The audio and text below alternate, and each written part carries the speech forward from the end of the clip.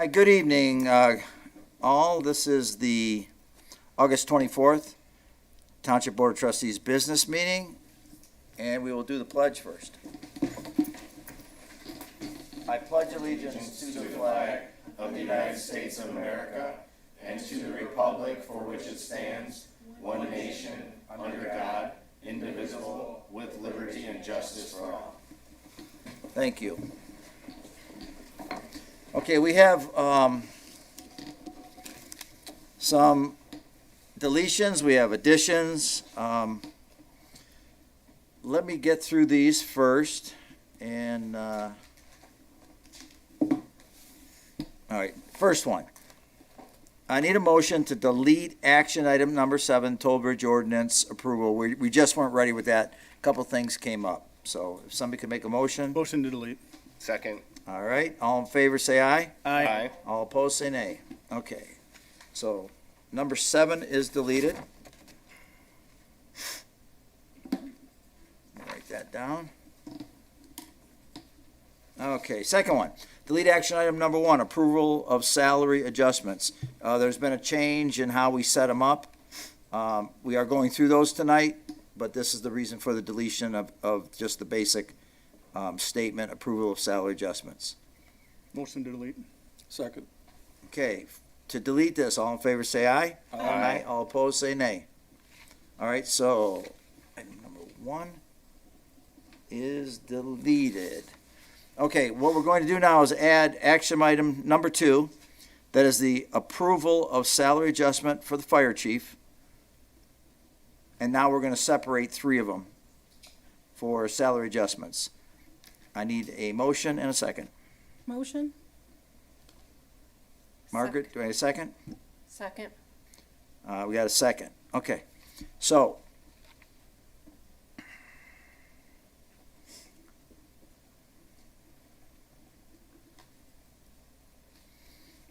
hold on a second. Okay. Yep. All right, thank you. All right, so on action item number 3 then, the approval of salary adjustment, I'm sorry, action item number 2, my mistake, number 2 for the fire chief. All in favor say aye. Aye. Aye. All opposed say nay. Nay. Okay, so we got 2 nay, 4, that'd be 4 aye? Yes. 4 aye, 2 nay, okay. All right, well, motion carried. So we're gonna add that. Approval, Joe, what does that mean? Like, we said we were gonna redo it, right? We were gonna take them off all lumped together and then put them on separately, so what just happened? But we had approved to take off, right? And then some nays to put back on, did I miss it was something? originally, unless you wanna explain it, Brian. Yeah, originally it was on as just a one lump Yeah. salary thing, but the board, I was told that they were doing them separately, so that you took off the one lump sum, Right, so we could put them on individually now. right. But if they just voted nay, did they mean they didn't want it on the agenda at all? Correct. Yes, Okay. but it passed 4-2. Yeah, that would be correct, but it is going on the agenda. Okay. Does that help on that one? And the vote was what on that? 4 4-2. to 2, I believe. Okay. Is that correct? Okay. Okay, add action item number 3, approval of salary adjustment, Airport Commerce Park Manager. I need a motion and a second to add this. Motion to add? Make a motion to approve the salary adjustment for the Airport Commerce Park Second. Commission. Okay, to add this to the agenda, all in favor say aye. Aye. All opposed say nay. Okay, so action item, that's added to number 3 then, on that one, okay. Now, last one, to add action item number 4, approval of salary adjustment, Township Manager and DPS Director. Need a motion and a second. Motion? Second. Okay, this is just to add it, not anything else. All in favor say aye. Aye. All opposed say nay. Okay, so that is passed. So and then the subsequent numbers just roll down, correct now? Since they did 3 pass, they roll down. So what we have now is 2, 3, 4, and then 5. And 1 was deleted. So we're good with that. Okay, now I need a motion to approve the agenda as amended. Motion to approve. Second. All right, we got a second on that?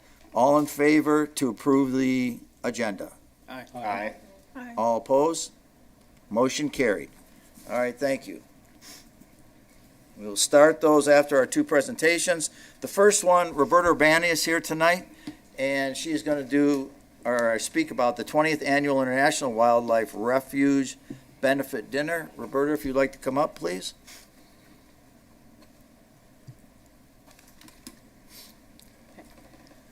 So my name is Roberta Urbani. I live at 29815 East River Road.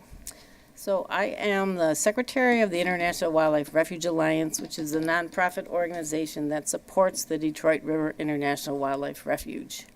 I'm also a member of the Groseal Nature and Land Conservancy and the Open Space Committee. What I'm talking about today is the refuge's 25th anniversary, which we're celebrating at the benefit dinner, the 20th annual benefit dinner of the Refuge Alliance. So this is 25 years since Congressman Dingell wrote the legislation to create the refuge, and President George W. Bush signed it into law in December of 2001. I sent my presentation to everybody, so you can pore over it at your leisure. I'm going the wrong way. And this is the corresponding Right, pamphlet that you've given out right, yeah, that's the invitation that everybody for has. the dinner, correct? Right, Thank you. right. Yep, yeah, so this is the 20th anniversary of our dinner. So a little bit of history here. In the late 90s, the last mile of undeveloped shoreline on the Michigan side of the Detroit River was in danger of being developed. And so a coalition of grassroots citizens, many of the founders of the Groseal Nature and Land Conservancy, Friends of the Detroit River, banded together to save Humbug Marsh. And so that was a rallying cry that attracted 1,000 people to the Gibraltar High School, and they were successful. And so the refuge was established. Here's some scenes from the 25th year that we were at the John Dingell Visitor Center celebrating with the 250 50th flags, some events. There's a dog-friendly bark program which teaches dogs and their owners how to behave in a refuge. The fishing pier that everybody can see if you're out on the river. That's a world-class fishing site that is very popular. There's a kayak launching site at the refuge at the Gateway at the Visitor Center on Trenton, and this fantastic mural that was painted by Native American artist Hadassah Greensky, and that was dedicated last December. Some highlights of 2025. Debbie Dingell was there. This year, I think she's going to be tied up in Washington. So hopefully you guys will come and enjoy the venue at Silver Shores and Wyandotte, a delicious dinner, live and silent auctions, games of chance, and to hear about the accomplishments of the refuge this year and to see where you fit in, because there's a remarkable amount of programming going on. Just to remind us, Groseal is the only community that is entirely within the boundaries of the refuge. And we have 3 units of the refuge on Groseal. Calf Island, the Gibraltar Bay unit, and Sugar Island are all separate units of the refuge, as well as the 600-some acres of green space that we all enjoy as residents of Groseal. And so that's page 11 in this natural areas guide that shows that. So this is the specifics. The dinner is Thursday, September 24th, 5:30 to 9 p.m., Silver Shores Waterfront in Wyandotte. And, we really, our hope is that we'll sell out, that we'll raise enough funds to continue to support the mission. we're challenging, as members of the board, we're going around to our township officials and city officials and challenging our civic leaders to show up at the refuge and demonstrate your support for the refuge and conservation in general. And why? Because this will inspire community and help us secure the future of the refuge. So, to participate, you can buy tickets or sponsor a table. We also have a cash raffle that started. The first drawing was July 8th, which would have been Congressman Dingell's 100th birthday. And then the final drawings will be at the event. You don't have to be present to win. You can donate towards the auctions, spread the word, and you can contact Nicole or me about tickets. And so there we are. That's my 5 minutes, as I set it myself a timer. And there was one more page. What happened? Oh, just save these dates. This Friday is the last silent disco at the refuge. Sunday is a Conservancy bird walk at the Gibraltar Bay unit. And Saturday, October 3rd, is the fall open space, dump the junk, find a treasure. So keep all those dates in mind, and I hope to see you at all these events. And thank you so much for your time. Thank you. Thank One you. question, Roberta? Mhm. Just so people know, we just like to let them know, so you can return, well, if you have this can be mailed in with a check, right, to Right. IWRA, West Jefferson and Trenton, or you can go online and pay with a credit card? Yes. Is that correct? Yep. Just want to make sure Yeah. they know that. Yeah, tickets are $100 a person or $190 for two, because it is a fundraiser. All right. Yes. And I had a lot of fun at it last year. Oh, great. Okay. Well, I Yeah, hope to see you. thank you. Thanks so Roberta, much. very much. Yep. I'll All let right. them figure out how to. We have Jamie. Oh.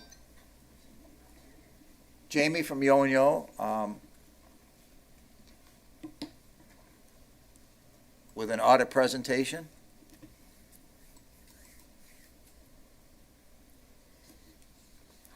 Okay, and just hit down there. Nope. Nope. Maybe. Okay, perfect. Thank you. Good. Okay, thanks.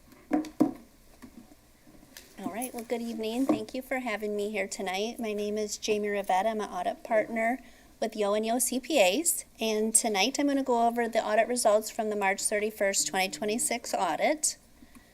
So first, just want to point out the reason that you have an audit done, and that is because it's required by the state of Michigan to have an independent auditor perform your audit annually, and it really is management's responsibility for the preparation and fair presentation of the financial information in accordance with generally accepted accounting principles. And then what happens is my team and I come in, we audit that information presented, and then we issue the township an opinion. And you are issued an unmodified opinion, which is the clean opinion. It means there's no material modifications that need to be made to the financial statements. And I have a couple graphs on here because I think it's a lot easier to look at a picture visually instead of trying to follow some numbers across on a page. So the next few slides I have are on your general fund, which is your operating fund. And for the year ending March 31st, we did have about $7.8 million in your total general fund revenue, which includes transfers in. And we do have state shared revenue, about 1.2 million, which makes up 16%, and then taxes, which do include special assessment and some administrative fees as well, of about 67% of your total general fund revenue. I also have then a bar graph here that shows the last 5 years, and really I focus on the change from the current year to the prior year. So you can see by this graph that we did see a decrease in our revenue, about $218,000 over last year.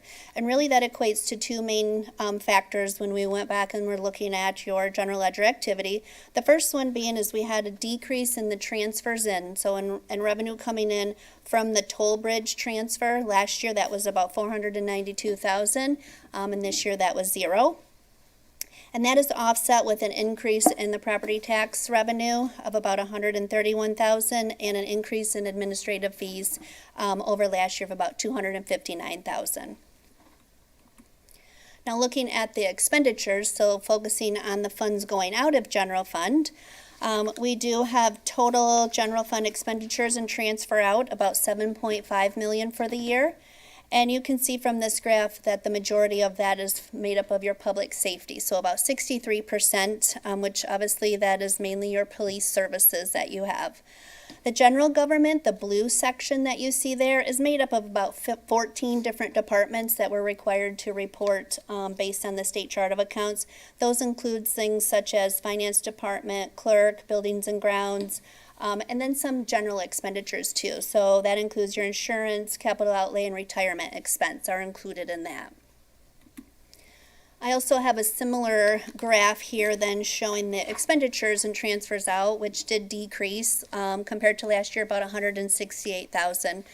And there are really 4 key factors to that. So the 2 large decreases was the first one in professional services. So last year there was some due diligence spent related to the purchase of the toll bridge of about 448,000 that we did not have this year. Also, we had a decrease in our debt payments too, as we had paid off the remaining debt out of our general fund. And that's offset by a couple of increases in expenditures, one being in general, some capital outlay for some land that was purchased during the year, and also an increase in our police expenditures for an increase in salary and related benefits. So the 4 of those were the key factors that equated to the decrease in those expenditures for your general fund. Now, your proprietary funds, so you have 3 of them. Those are treated differently than a governmental fund, which we just talked about, your general fund. So these ones focus more on charges for services. So they're treated more like a business where we actually have the debt and capital assets recorded right within the fund. So we do have the 3 columns here for your 3 different funds. And you can see we had a operating loss in Department of Public Works, about 347,000. The airport about 807,000, and then an increase, operating gain in the toll bridge. Now that's before any of the non-operating pieces, which you can see I have separated at the bottom. So those are things such as taxes and grants, and then also some interest expense. So once those get all equated in, the bottom line there that you see is the actual change in your net position this year for those 3 funds. So Department of Public Works did increase about 66,000. The municipal airport decreased about 817,000, and then the toll bridge did increase about almost 2 million. I also have a slide in here on your pension and your health care contributions. So compared to last year, you can see those are at the bottom, and we did have health care contributions for retiree health care about 761,000. That puts you about 6% funded, which is an increase over last year. And then the pension fund, we did make contributions of about a little over 2 million, and now that puts you about 66% funded, which is an increase over last year. So last year you were about 59% funded for your pension plan. Did you say 66%? Yes, 66. Oh, so we're really not as bad at risk anymore then, if we're up to 66%? You were at 59% last year, so Right. yep, you have reduced. So you should more assets to offset the liability, so it closed the gap. So the percent funded did increase. Yeah, I'm sure that has a lot to do with the strong investment returns as Oh well. yes, yep, and I can. That's a great comment. So I was going to point that out too. Let me just find the right page in the financial statements here. So we have, I think it's about 10 years of data we have included in here, so we can monitor that and you can look at it for each year. And that's the hardest part with these, is that a lot of this the township doesn't have any control over, right? MERS is doing your investing for you, and you're following what they tell you need to put in, and then it all just depends on how the year went and the market went. So strictly looking at your pension plan, we did have an investment gain this year of $4,318,000. Now don't forget, this is back through December. We don't have a year-to-date actual because they're always do their plans audits in December. So this is through December. Compared to last year, that amount was 1.9 million. So you had a significant increase in your investment return just purely based on the market this year. So we're on track for that glide path where we say the year that we were going to be funded. We're doing really well then. Yeah, I don't know what the budget is for what the future, I'm only looking at your current year and what the actuarial has presented. But Okay. I do know that you meet with them annually and go through those reports to make sure Right. that you're contributing the correct amount, right, to try to reduce that. We do. Can I Yep. just want to clarify, so you said this is Sure. up through last December, correct? December of 2025. Yes, Okay, I just want to make sure I understood that. So yes. for the 8 months of this year, we're not 100% sure where we stand. Is that accurate? So this is through March. Well, through March, I March, apologize. yep, your year end. So that is 3 more months. And I don't know if Teresa has any more information, if you've met with them at all, or, Not, at. the actuarial reports are done as of December 31st. They're done for the pension once a year on that date. For the healthcare, it's actually done as of March 31st through, we use the same company. But, that's information I give them, but it's as of March, and it's done once a year. Nope, and I appreciate that. I was just going back to what you said earlier. You said it was through December, then now Yes. it's going to be throughout fiscal year March. But so between March and now, we don't, So Well, it'd we're be not it would be 100% another sure year where we stand because for they the look, last 6 yeah, months. it's, if you, for 5 months. it's a process to do an Okay. actuarial evaluation. Well, understood. I'm so- not, yeah. I'm just, Yeah. okay. yep, I'm Those are- good, thank you. great, yeah, I'd like to ask about the health care. sure. Have we had a reduction in our population, or what has caused it to drop off? Because healthcare normally goes up by pretty strong amounts every year. The amount that you contributed in, Right. that what your question I mean, is? We have a population that we provide healthcare to, the retirees. I'm expecting, just based on my life experience, that generally goes up every year, and this time it came down. And I'm saying, what was the cause? Was it a change in the benefit structure? Was it a fact that we had some people pass away and that reduced the population we were liable for? Do you know what caused that? I do not. I'm not an actuary and I don't perform that calculation. So we take what they give us and rely on them as the expert and then read through what they have. And then what we do for our end is we're making sure the census data that is provided from typically Teresa that is going to do that calculation is accurate. So we're verifying that people who are eligible to participate, are they, do they meet all those qualifications? So it did decrease about $40,000. We can get those answers for them. Yeah, We can yep, do that for Teresa. you.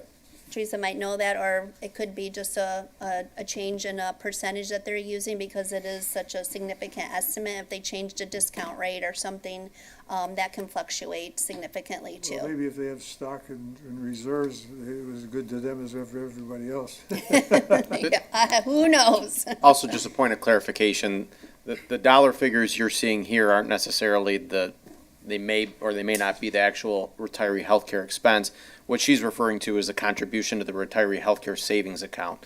So under the state law, we're required to contribute to an account that funds retiree healthcare that's similar to a pension account, right? Gotcha. So that's what this is showing those are those numbers, maybe not the actual cost of that benefit, okay? Thank you. Yep. Thank you. So the 761,000 for 2026, that's based on all our budgeted retiree health costs. That money is contributed by the funds. I in turn send it to this fund at MERS. And then I draw on it throughout the year to cover the retiree health costs as I get invoices. So the 761 and the 800, those are based on our budget for health care for retirees. Retirees only, yeah. Yes. Okay. Would you, thank you for being here tonight. Yeah, of course. Would you say the number that the pension increased, please? You said 4 million? That's only the investment market return. Yep, So in that time period, for the 1 the year. market increased because of the market increase, we were up 4 million. So, yes, do they have a copy of the, financial statements? Okay. No, I think that was for I'm a just gonna fraction show of the you year. quick It might be where, more. I think this will help. On 4-5, if you go to this page, here is the current year, 2026, and this is gonna show you, right here, this net investment income for the year was 4.3 million. 4.3 million. Yes. Okay. Yep, and That- that's purely the market adjustment for this year, which remember is the December calendar year for this Alrighty. fund. And we also put in 2 million contribution. Employer contributions into the plan. Okay. Yes. So if you, our actuarial report for the pension, and the reason it's $4 million is because the anticipated rate of return was about 6.93%. It was actually over 14%. So What- the market did really well during the year, which helped us, and it helped us with the percentage funding, plus paying what they recommended to keep on track with our plan. Would you explain to the people that are listening why they talk about averaging or smoothing it out? Why, how does the smoothing, how is that affecting the return? So when they're doing the projections, they do an average over so many years to help level things out and get a better estimate of what needs to be paid if they do an average rather than one number for 1 year, because you can have years with gains or losses, and that helps level that out. And would you tell the taxpayers how much what we still owe into the retirement plan and the healthcare plan, please? It's The you want the- 46.7 I'm sorry, 46.7 million, 46.7? based on our census as of December 31st of '25. And that's for the pension? That's the pension, yes. And how much for healthcare? Please.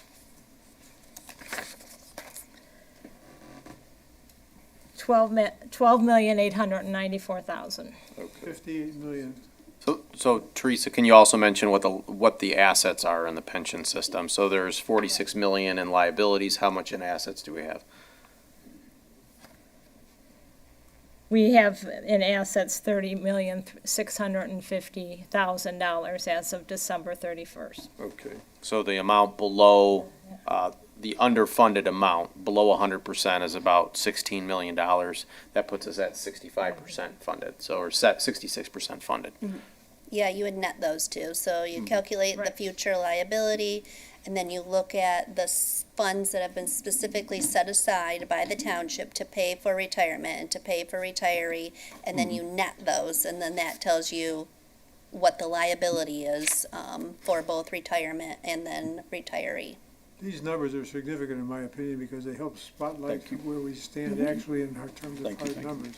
Right, and This 14% is wonderful to look at and say wahoo. But if you read anything in financial reports, they're expecting, since we're at the highest it's been since after coming out of World War II, it's gonna go down someday. They don't know exactly when, but we're not gonna, it would be hard to realistically count on that 14 being there all the time. Yeah, and it's definitely hard to move that percent when you're looking at those large of dollars, right? It has to be a significant amount for you to move that percent. then If you look over the history of the stock market, right, it's always coming back up, and over the long run, you're gonna see it coming down, but it still keeps going up. And so the difference between the assets and liabilities as it gets closer, that even that average return on the stock market over such a number of years is gonna be enough where you're in pretty good shape. Especially with how it's doing right now, that all helps to bring that average up, so. And then liabilities are estimates based upon actuarials taking a look at our employment pool, what our benefits are, what earnings expectations are, all those different things built into that number that is considered our liability. Yes, it's a significant estimate because they have life expectancy when they anticipate people are going to retire. So, I mean, huge guess, right? I mean, the number changes all the time. And we So, can also do our investing where you can become more risk adverse and go into more conservative funds that still get you the return that you need. So there's a lot of things that we can do with the pension plan to stay in pretty good shape now. great questions. And then my last slide I have really is just kind of wrapping it up. In addition to auditing all the financial information we were presented with, we're also required as your auditors to gain an understanding of the internal controls over the financial reporting. So we bother Teresa and with a lot of questions. She is very quick to respond. We really appreciate her professionalism and getting us all of our answers very quickly. This year we focused on adjusting journal entries, so we pick a sample, look through those, make sure that they are appropriate and they've been approved and they've hit the correct accounts. We also looked at credit card transactions and reimbursements to make sure they're a proper expenditure for the township and supported by receipts. And then a couple of risk areas we looked at, improper revenue recognition too. Just make sure at March 31st we have revenue recorded in the correct year as well. So are there any questions that I could answer for you? I think you did. Good. I think you already did. Thank you very much. Thank you. Jamie, for all your help, and it was nice seeing you and your group. Yeah. You guys were a little noisy in there. Oh, no, we weren't. I want to let you know that I'd walk by there and I never heard anything come out of that room in what, a week, 2 weeks? Because we're working. Well, I had to knock on the door and walk in to make sure, I mean, this way that you guys are okay. Yes, I yeah. didn't hear a peep out of you. You were being facetious. I think I was. Yes, I hope so. Thank you, though, really, Thank to you. you and your group. Thank you, I appreciate it. It was a nice group, and I'm sure they did what they were supposed to do. Thank you. Thank you very much. Bill, they wouldn't even accept donuts when I brought them in there. You talk about like on the level. Yeah. All right, thank you very much, Jamie. Let's move on here. Okay. Brian, do you have any that came in? I'll ask you first. I do not. Okay. Anybody from the audience that's public comment, anybody would like to come up? You got 3 minutes. Kathy? Okay. You got 3 minutes if you'd like to come up, talk about anything. Doesn't have to be on the agenda. We good? All right, very good. Kevin? Ready? This evening's consent agenda, I move that the Groseal Township Board approve consent agenda 26-059. Thank you for the second. The agenda consists of the following minutes of the August 10th, 2026 regular meeting, check and invoice register dated through August 21st, 2026, approval to proceed or process and distribute payments through September 4th, 2026. And that is all.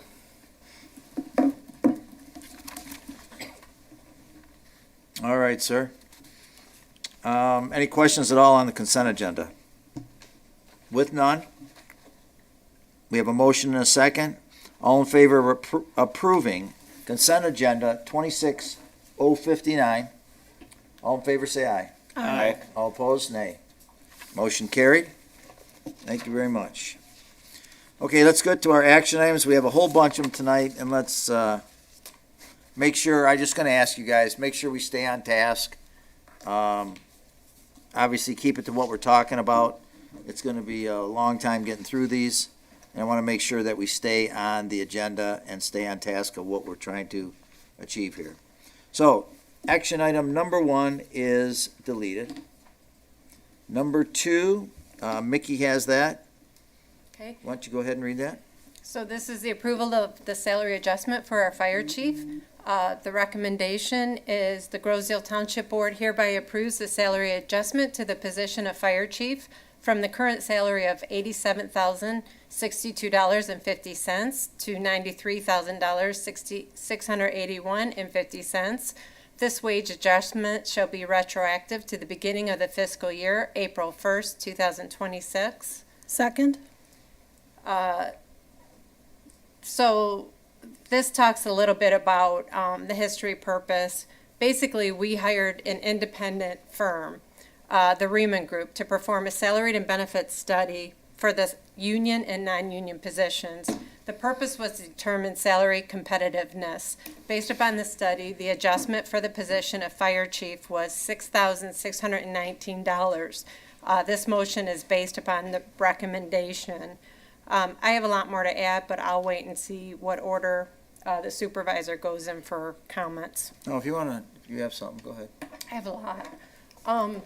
So we did this unbiased study, and part of the reason that I pushed for it was when I was at General Motors and at Ford Motor Company, I did United States and global benchmarking for compensation and benefits. And so I felt really uncomfortable giving pay raises and doing things with our staff without having any idea if we were paying them right or not. I know Margaret felt the same. And so we got them in here and we paid them $40,000. And because they're an outside consultant, we know they're unbiased. They don't know our people. They don't have friendships. It's just an unbiased view. And so they actually did a really good job, except they came in a little late. They were supposed to have it to us the end of last year. Then we were going to do it for our April 1st, along with the raises, and they got it in later. So I am asking that his raise be retro to April 1st. One of the things I saw when I looked over the benchmarking is I don't think they're comparables. I think their comparables, when they looked at other fire stations, missed some important key things. So I'm just going to take you through some bullets.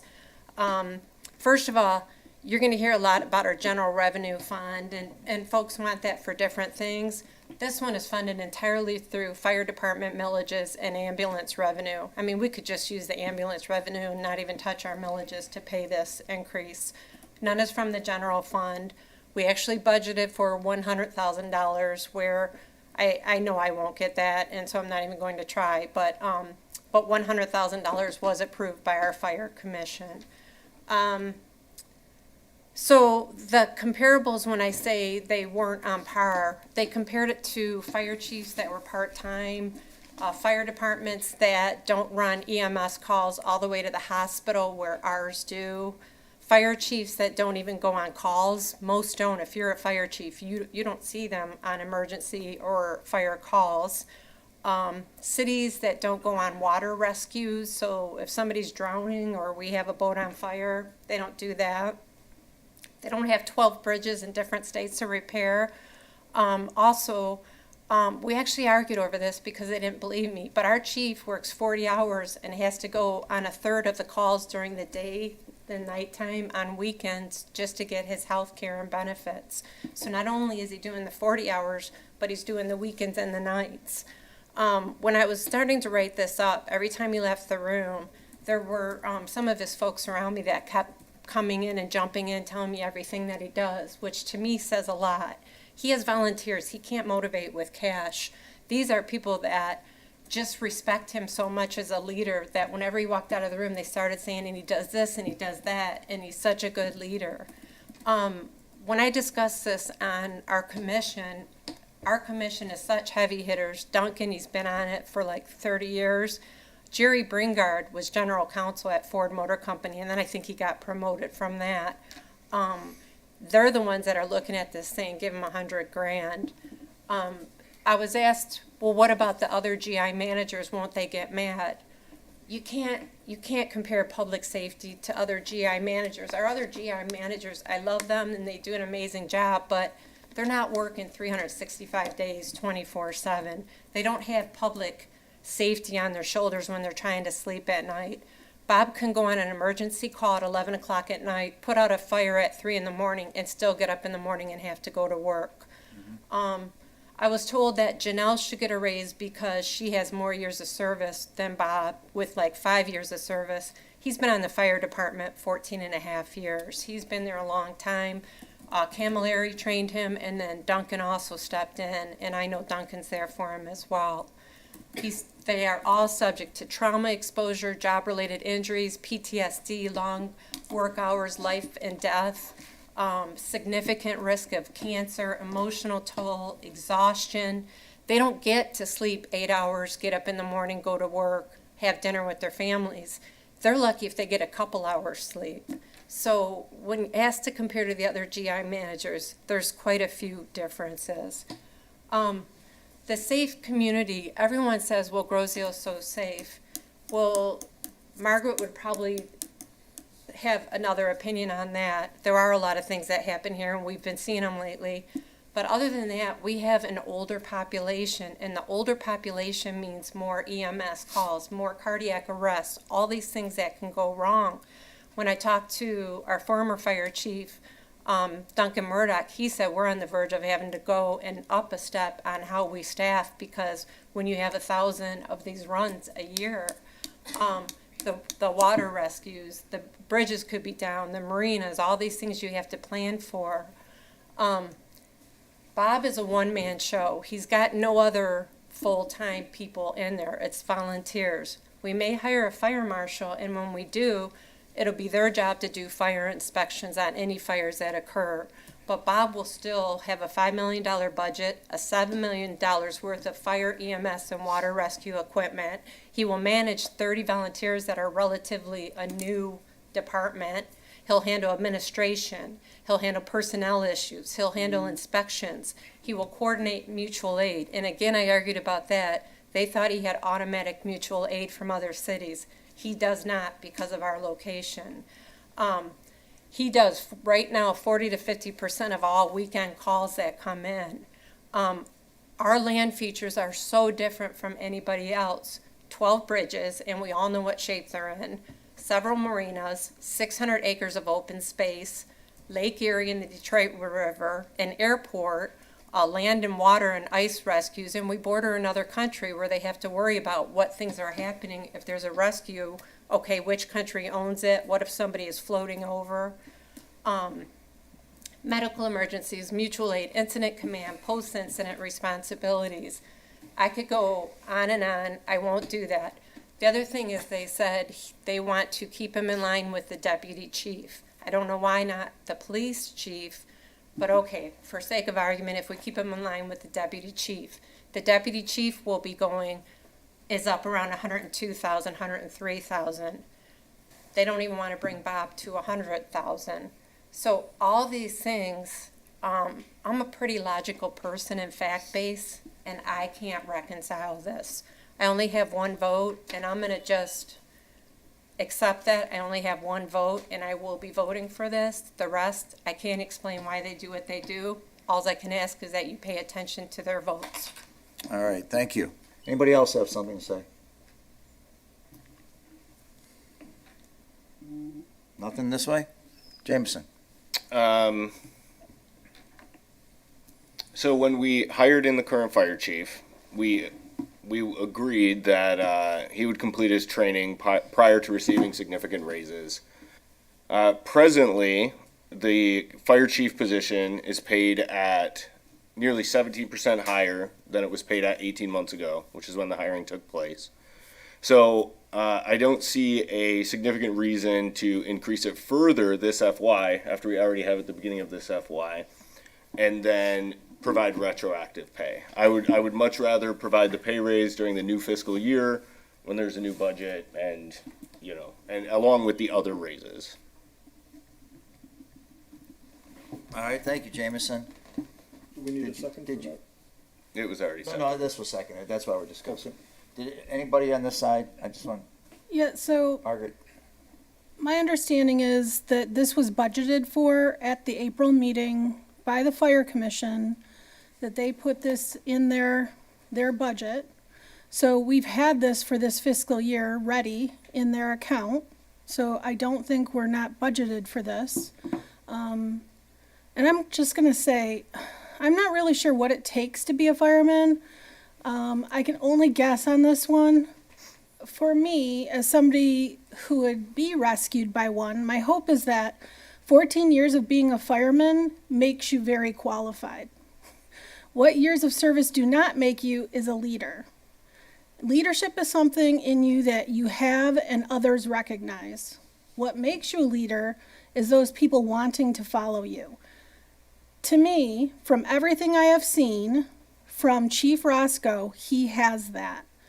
I know there's been discussion about, okay, well, he's barely been a chief. Chief Roscoe has been a fireman for over 14 years. He's been with this team. He attends every call. And for anybody saying, okay, well, he does not need to do that. No, he may not need to do that, but I am so impressed that he does that. I have tremendous respect for that. Not showing up for every call. You know, his team, they follow him. And in a job like fireman, I have to assume it's very similar to the police department. That's incredibly important. And this community can count on him and they can trust him. And for me, that's why I am voting in support of this, because Raymond stated, and we paid them to go through this, as was mentioned, that he is under where he should be. We have agreed that we're going to, or it's been put up tonight to agree to put him where they're stating he should be at. And to me, in April, I reviewed that meeting. My understanding was we were discussing the fact that anybody that was under, that we would look at increasing their pay and doing so retroactively. This was one of those, and he was budgeted for.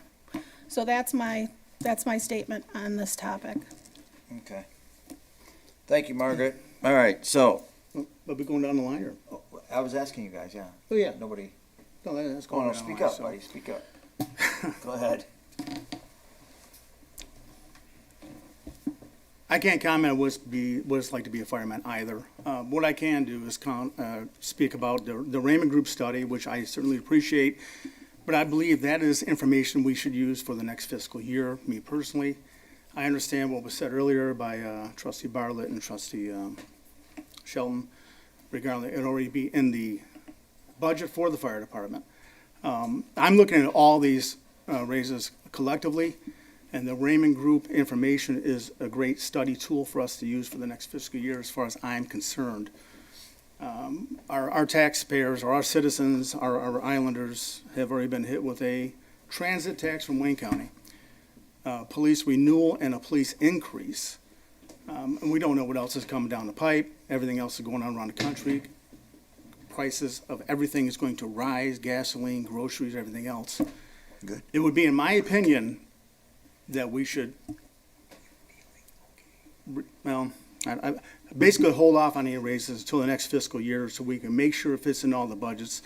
Like we were discussing earlier with the audit, we have accurate numbers up to March of this year. We don't have accurate numbers up to today, and I understand how the actual aerial things work. It's not instantaneous. I'm concerned about the long-term budgetary issues of the township, and I think we should use this information from the Raymond Group to look at our fiscal year 27, 28. And as Margaret pointed out, this was not going to be an automatic raise. This is supposed to be a tool for us to use. We discussed it. We discussed retroactive, I guess. I didn't review the meeting like you did, so.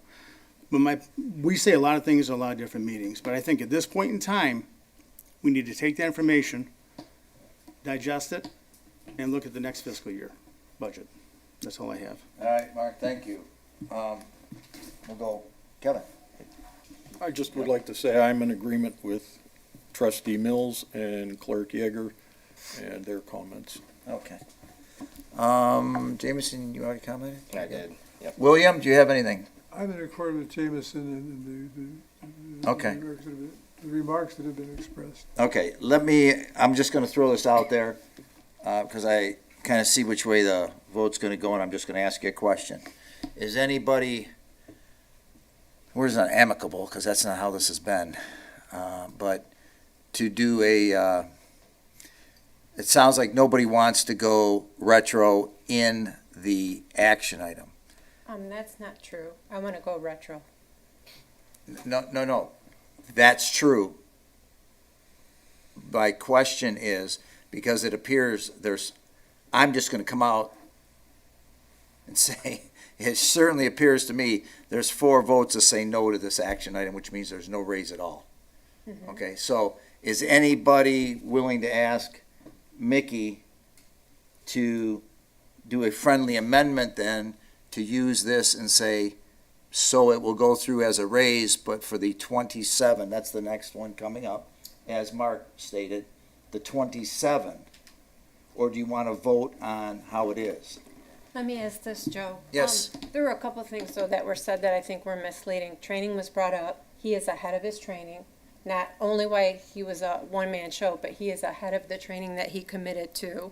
And he will be, we are at risk of him leaving. And if he leaves, we do not have anybody in the pike that is ready to become fire chief, which means we will go off the island and get somebody likely that has not done water rescues, does not understand our bridges, our environment. So I just want people to know that this is a disservice to the residents of Grosse Ile, especially anybody who has had cardiac arrest or any kind of health issues. You may have a stranger coming into your home in the future. Okay. I just want them to understand that. Well, I'm not sure I agree with that. I'm going to be straight. I know we say things up here that we all don't agree with, but we should all work together to get consensus. And all I'm doing right now is trying to get consensus. If no one would like to make a friendly amendment, I get it. I would offer an amendment to make it effective FY '27, Okay. if you'd accept it. So, okay, In other so words- the whole intent of the study is to see what a competitive wage rate is. If you wait a year, then that is no longer a competitive wage rate. It is outdated by a year. So what you're saying is, we'll always lag.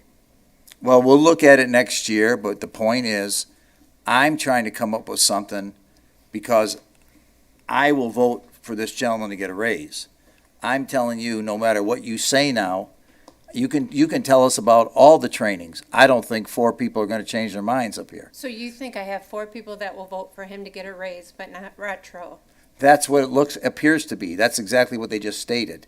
So I'm trying to help Okay. and come up with something. Then let's do that, and I'm going to have, That- I'm gonna light things on fire in my trustee report out. Well, you have every right to do whatever you want to I do. will, and I Well, will. that's fine. I mean, there's more than just the fire chief who's presently underpaid. It's just the fire chief, the township Jameson, manager, we just made a and deal. Let's do the deal, and then we'll have Would a you talk agree during to the amendment? report out.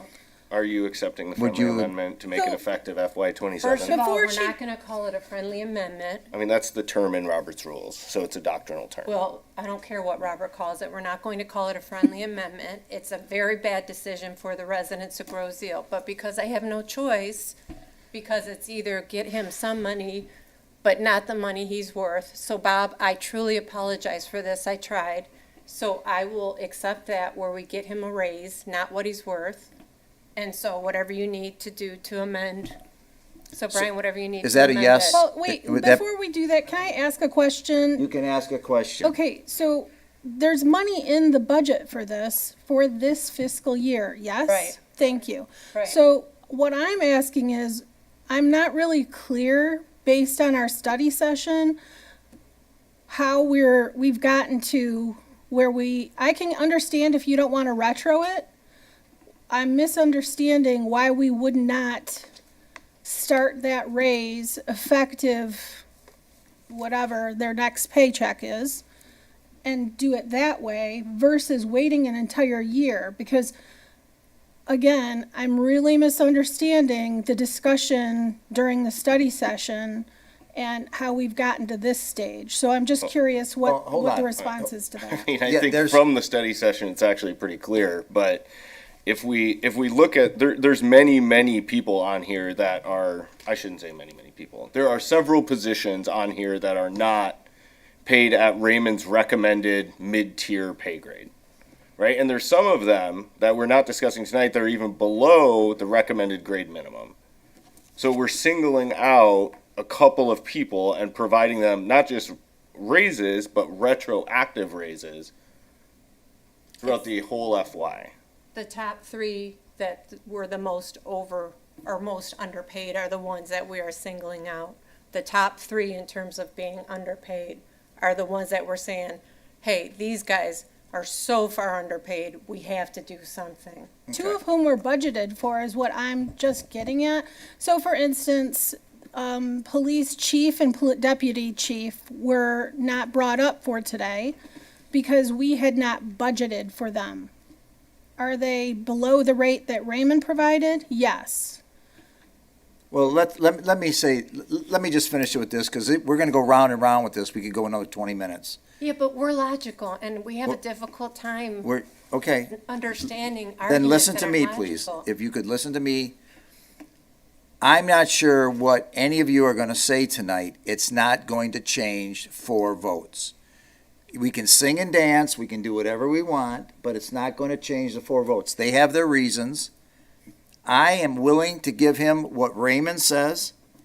I want this to go through somehow, some way, and this is why I came up with something that is palatable for the people on this board, which we've had trouble getting to. So, I'm gonna call the vote, call the question. We're gonna vote on it. No? I need to understand how this. Are we, Explain to you. okay, because I'm like, are we taking the amendment or friendly Yeah, amendment or not? she accepted it. It's an Okay. I just amendment. need I to don't know care what you exactly call how it. that is. It's a friendly amendment under the rules. Jameson requested it. She accepted it.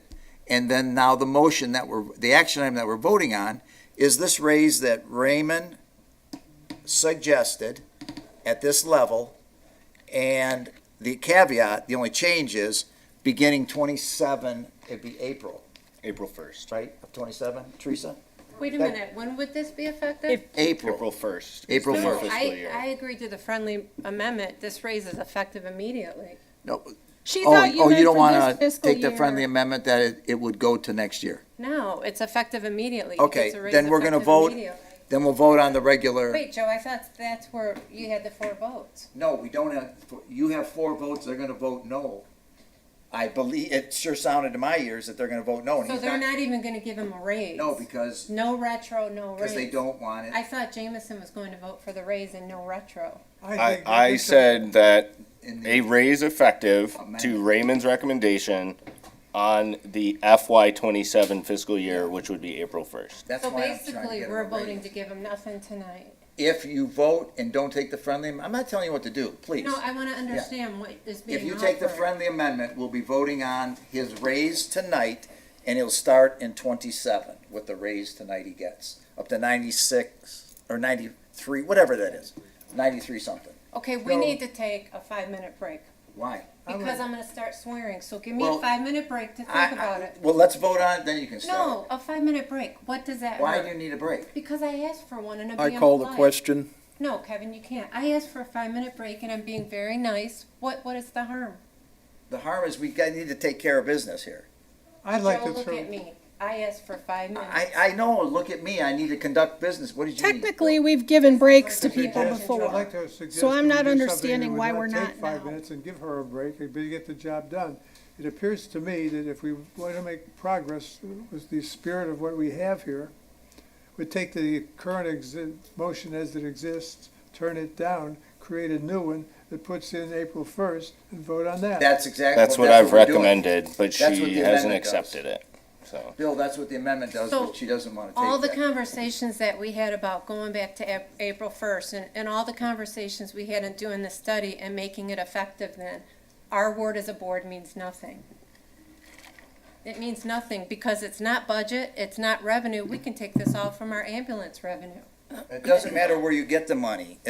Just because you have the money. Before we get the money, No, no. of course it My does. point is, it doesn't matter how much money a department has to how much you pay the person. That's not what, But I have an principle of independent study saying this is what we should pay him. right, and I will vote yes tonight. I will. You'll say it when it's already later, and then the study is no longer effective because everybody else is getting more raises. That study will be outdated. Okay, I don't want to go round and round, Mickey, I really I don't. asked you for 5 minutes. Call the question.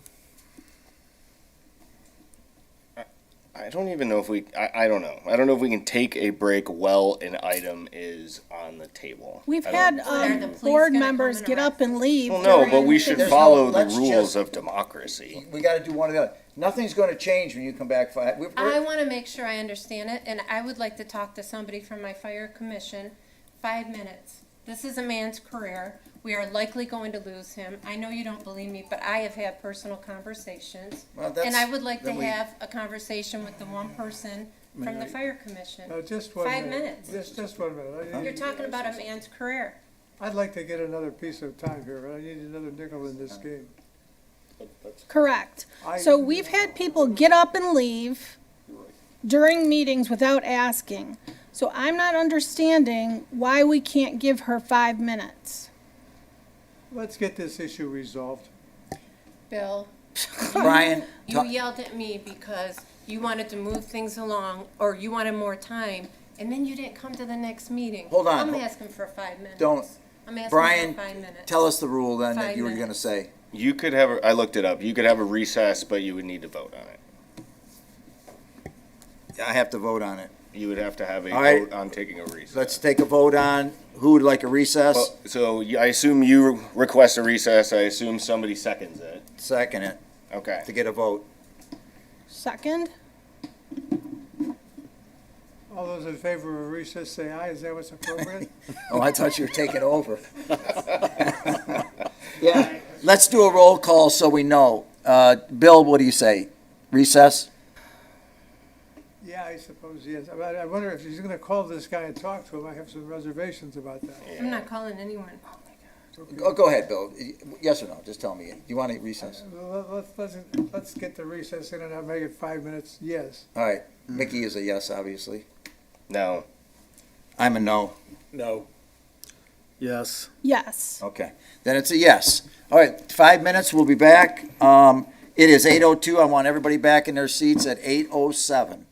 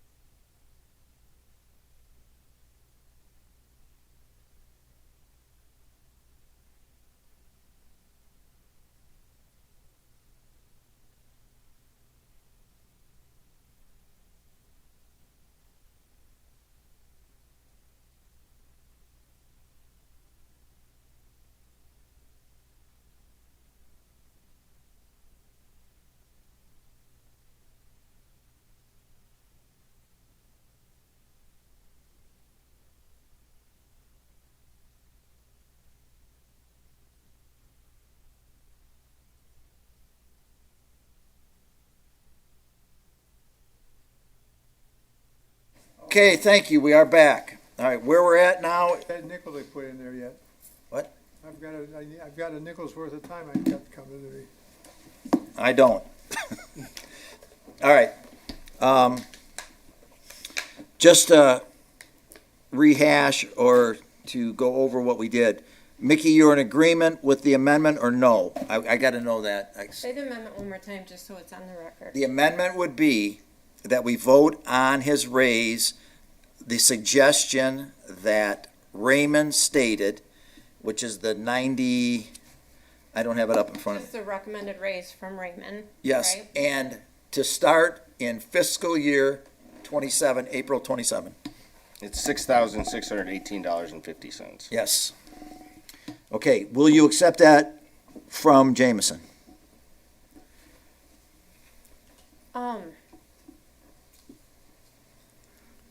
I will accept it, and we're gonna have a long talk later. That's fine, I will accept it. that's fine. Thank you. Okay, so Yes. we are going to vote now on the fire chief. I think that we don't need a roll call vote.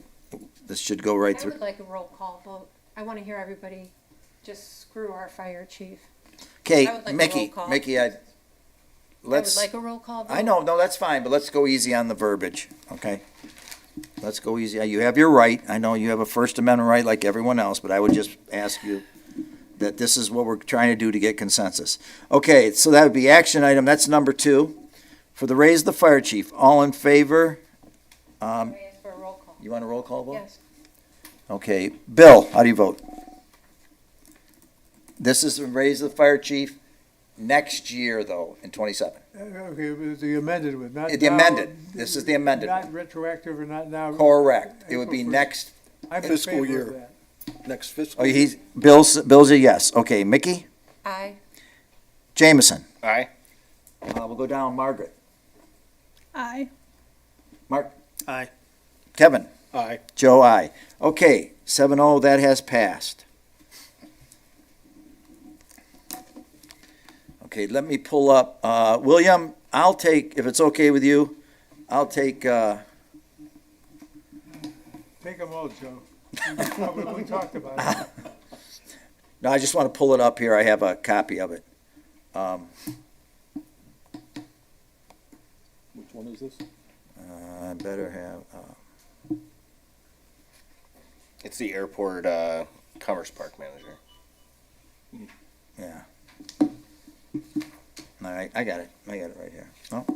Okay, here we go, the Groseal Township Board hereby approves a salary adjustment to the position Airport Commerce Park Manager for the current salary, $71,314.38 to $81,314.38. This wage adjustment shall be retroactive to the beginning of the fiscal year, April 1st, 26. I need a second. Second. Thank you. The township recently hired an independent firm, the Raymond Group, to perform a salary and benefit study of the township various union and non-union positions. The specific purpose of the study was to determine salary competitiveness as well as to develop salary ranges for various township positions. Based on the study, the suggested adjustment for the position of airport manager is $12,176. Based upon budgetary considerations, the amount indicated in the motion being offered. So what's being offered is a $10,000 raise, correct? Yes. Teresa, correct? Just so everybody knows. Not the $12,176, but we have agreed to give her $10,000. And may I say, I know there's some back and forth. I'm going to go first here. There has been some back and forth on retro, no retro. This raise, we were going to talk about, Janelle, at the beginning of this fiscal year, but actually we started a couple months previous. And I said that when I do the action item, I will take that. And Bill, I didn't mean to take some of your thunder there. But what I said was, and I forget how many months back this was, that I would write the action item and I would suggest that we give her retro because that was the time we talked about it and we were going to give it to her, and then everybody thought, well, let's wait for the study to come out, and I agreed, that was right, so we waited for the study to come out. But for this position, I have requested in the action item that it does go retro. So that's where I'm at with this. Anybody on the board? Oh, I have So- comments. Okay, go ahead. So do I, but go ahead. Yeah. Who wants to go first? Go ahead. So we just went through this whole thing with retro, and everybody was against retro and budgeting reasons and pension costs and all these different things. And you say, but you know what, Janelle is different. Now, I love Janelle, and I got her raise last year. But this shows the fundamental unfairness on this board. They all, the top three were underpaid, and I support all three of them getting their raises. But this is what they do. So Bob, nope, he's not going retro, he's not even getting a raise this year. You have an unbiased report that says these three people need significant equity increases because they are so far below paid. Joe, during our meeting with this Freeman, when we voted to have it done, you said, yeah, we know that they haven't gotten us to it yet. We'll just make it effective April 1st for everyone. I never said for everyone, I'm positive of that. I'm just Joe, letting you know. We can go back. We can go back, pull we can pull the films. film, we can pull whatever you like.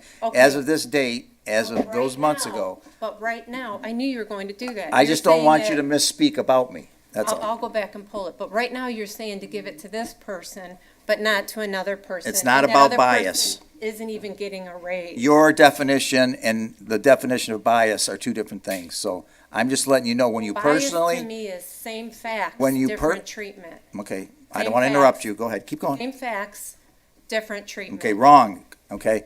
Let me They- explain this. Hold on, Bill, let me talk. I'm gonna talk now. I explained because it was months previous and she was the only one that was going to get a raise at that time, the only one. We didn't go after, I didn't believe the fire chief was low paid then. I didn't believe anybody else was lower paid. Police chief, no offense, fire chief or chief cook and bottle washer. But I knew Janelle was from what we studied. That's the reason I did it. But the study we paid $40,000 for told you that they were. And the top three, Derek, Janelle, and Bob. So now you got one that gets no raise now, gets no retro, and then you got another one that not only gets the raise, but gets a retro. That's correct. At least you got the facts straight on that one. Okay, that is so fundamentally unfair that I hope that the people are watching this meeting. I truly hope that they are watching and seeing how our employees are being treated. I can't even say anything else. Okay. Same facts, different treatment. No, not same facts. See, that's where you're incorrect. I don't know if you're facts. getting skewed by your history, your experience, and your job, but my point to you is, That you said you wanted her to get a raise. That one individual this said they wanted was her to get a months raise. previous to everything that came out, What months. does that matter, though? What weight doesn't does matter that to have? you apparently, so I'm done. What weight would that have? Okay, I'm done listening to you telling me I'm biased. Okay, this is not gonna, well, 100%. okay, let's move on. And those are the two that the funds will not come from general revenue. Bob's would come from ambulance revenue, Janelle's will come from an enterprise fund for the That's fine. airport. Now, we'll see what they do with Derek, because Derek's will come partly from general revenue, if I understand correctly. So this, the fact that Bob had it coming from the ambulance revenue, I can't even say enough how fundamentally That's fine, unfair this is. and I appreciate your opinion. Anybody else on the board have anything to say? Yes, Yes. I think we generally agree on the same principle that some sort of raise is going to be necessary at some point in time. But then we have to say, well, what facts do we look at and what kind of priority do we assign to them? In my own personal opinion, the difference between Janelle and Bob is experience in the specific job. What I'm getting at is not because one's a fire chief and the other one's in the airport, or the number of years that they have worked. How many years have they had in that specific job? How long have they performed in that job and attained the credentials for skill in the job as it is listed? Janelle has 5 years. I don't Bob need to has debate this 14 with and a you. half. I would like the Mickey? opportunity to finish. Let him It's a speak. question. Mickey, so I let him thought you had a speak. question. Let him speak. Don't yell at me. I hear you with your voice normally. Let him speak, please. Just let him speak. The point is that She has been in that position for 5 or 6 years. The raise has come over time. In this new position, Bob hasn't been there that long, and to give him that much increase in such a short period of time, with my life experience with businesses, causes me concern. In the particular situation I'm talking about, and I want the audience to hear this, that's why I'm doing this. I was talking to a man one day, and I did property and liability insurance, but people trusted me and wanted to talk. We were talking about pregnancy. And the guy was hard up, the employee was hard up for money, and the boss gave him $400. 4 years later, some other guy comes up and says, my wife's having a baby, where's my $400? Well, the guy didn't think much of it. He says, I didn't give this to everybody. This fellow had a need. There's not a right to it. The employee took him to court and lost. What I'm saying to you is that just because you join this business of working in this township, just because you're here, doesn't entitle you to full grade of pay the first week you're here or the first month you're here or whenever. It's earned over time with demonstration of ability. And that's what motivates me. The reason I'm taking this at length is to say that we're talking about the same individuals, but that we look at the facts differently. And when the majority makes a decision based on those facts, the others should respectfully accept that. I'm making that point too. Joe, I'm done. Okay, very good. Anybody else have anything before we vote on action item number 3? I think Bill articulated that well, right? Like Janelle is the reason this study happened, right? The airport manager, not Janelle. And to his point, she has been in that position for a long time. We previously identified she was underpaid, and she has demonstrated credentials and skills and capability over that time that warrants this current pay grade. Thank you, Jameson. You kind of explained part of what exactly I was saying. Thank you. Did it a little more eloquently, I think. I think Bill did better than me, actually. All right. So, I have to disagree respectfully. I don't think Janelle is the reason we kicked this off. The reason we kicked it off is because we don't have salary grades. When we go through these requests for salary adjustments, they go poorly, and apparently they still go poorly even with a salary adjustment report. But I don't think it was just the airport management position that kicked this off. It was the overall township needing some sort of salary grades and some sort of benchmarking for salaries in general. Okay. All right, Margaret, thank you. Yep, okay. Nope, I agree with the benchmarking. I appreciate that comment. We need a Raymond Group to come on in and kind of give us an idea. I'm going to reflect on what I said earlier regarding the action item number 2 regarding the fire chief. We also don't have really, do we have a true performance evaluation in place? I don't want to go into, we do? Yeah, we do. Okay, Yeah, we do. all right. We changed that when we came in. In Okay, 2020. okay, that's fine, thank you. Yeah. But falling back on what I said earlier, I think all this information we have from the Raymond Group is good information to use for next fiscal year.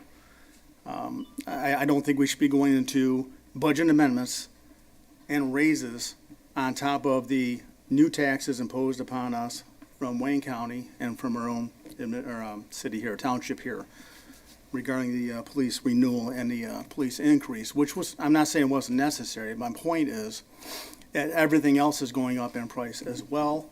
I think we need to be a little bit cautious and take this information and use it for our next fiscal year budget. I'm done. All right, sir. Did you? This is for Janelle. Yeah. Okay. Yeah. No, I have no. Oh, okay. Okay, well, we've heard from everyone. So for action item number 3 for the Airport Commerce Park Director for Janelle and the raises as on the sheet. All in favor as it states with retro. All in favor say aye. Aye. All opposed say nay. Nay, Nay. as written. Okay, so how many nay? I'm sorry, we gotta make sure we got One here. I don't know about down here. Maybe do a roll call? One down there. We have 2 nays. Okay. So it was 5-2. It's passed. Can we do a roll call on the next one, please, just so we're all clear? Not this one, the next Well, one. that, so you know that was Mark and Mickey on that one. No, Just, I get it, just so but you I know. just think we need to do that on the next one at least. Oh, you got them on there? I took pictures of them. Thanks. Okay, the Groseal Township Board hereby approves salary adjustment to the position of Township Manager, DPS Director for the current salary of $126,938.49 to $136,938.49. This adjustment would be effective to the date of approval by the Township Board. And what I'm going to add to this action item would be this raise and adjustment will be effective 4/1 of '27 next fiscal year also. So this does not include retro. I need, Which one is this again, Joe? Bill, this would be a raise of $10,000, but not to start until April 1st of '27 next year. Okay. Okay? Kevin seconded it. The township recently hired an independent firm, Raymond Group. Same thing, and benefit study for township various union and non-union positions. The specific purpose of the study was to determine salary competitiveness as well as development salary ranges for township positions. Based upon the study, they suggested that the township manager DPS director was $24,395 short, actually. Based on the budgetary considerations, the amount indicated in the motion is being offered for action. So I'm not asking, in my action here, I'm asking for a $10,000 raise to the DPS township manager position, not $24,395, which Raymond said was the amount they believed he was low. And you said it would be effective April 1st, not immediately? Yes, I'm adding that to the action item. It's effective April 1st, '27. Does everybody understand that? So that means no retro pay. It starts the next fiscal year.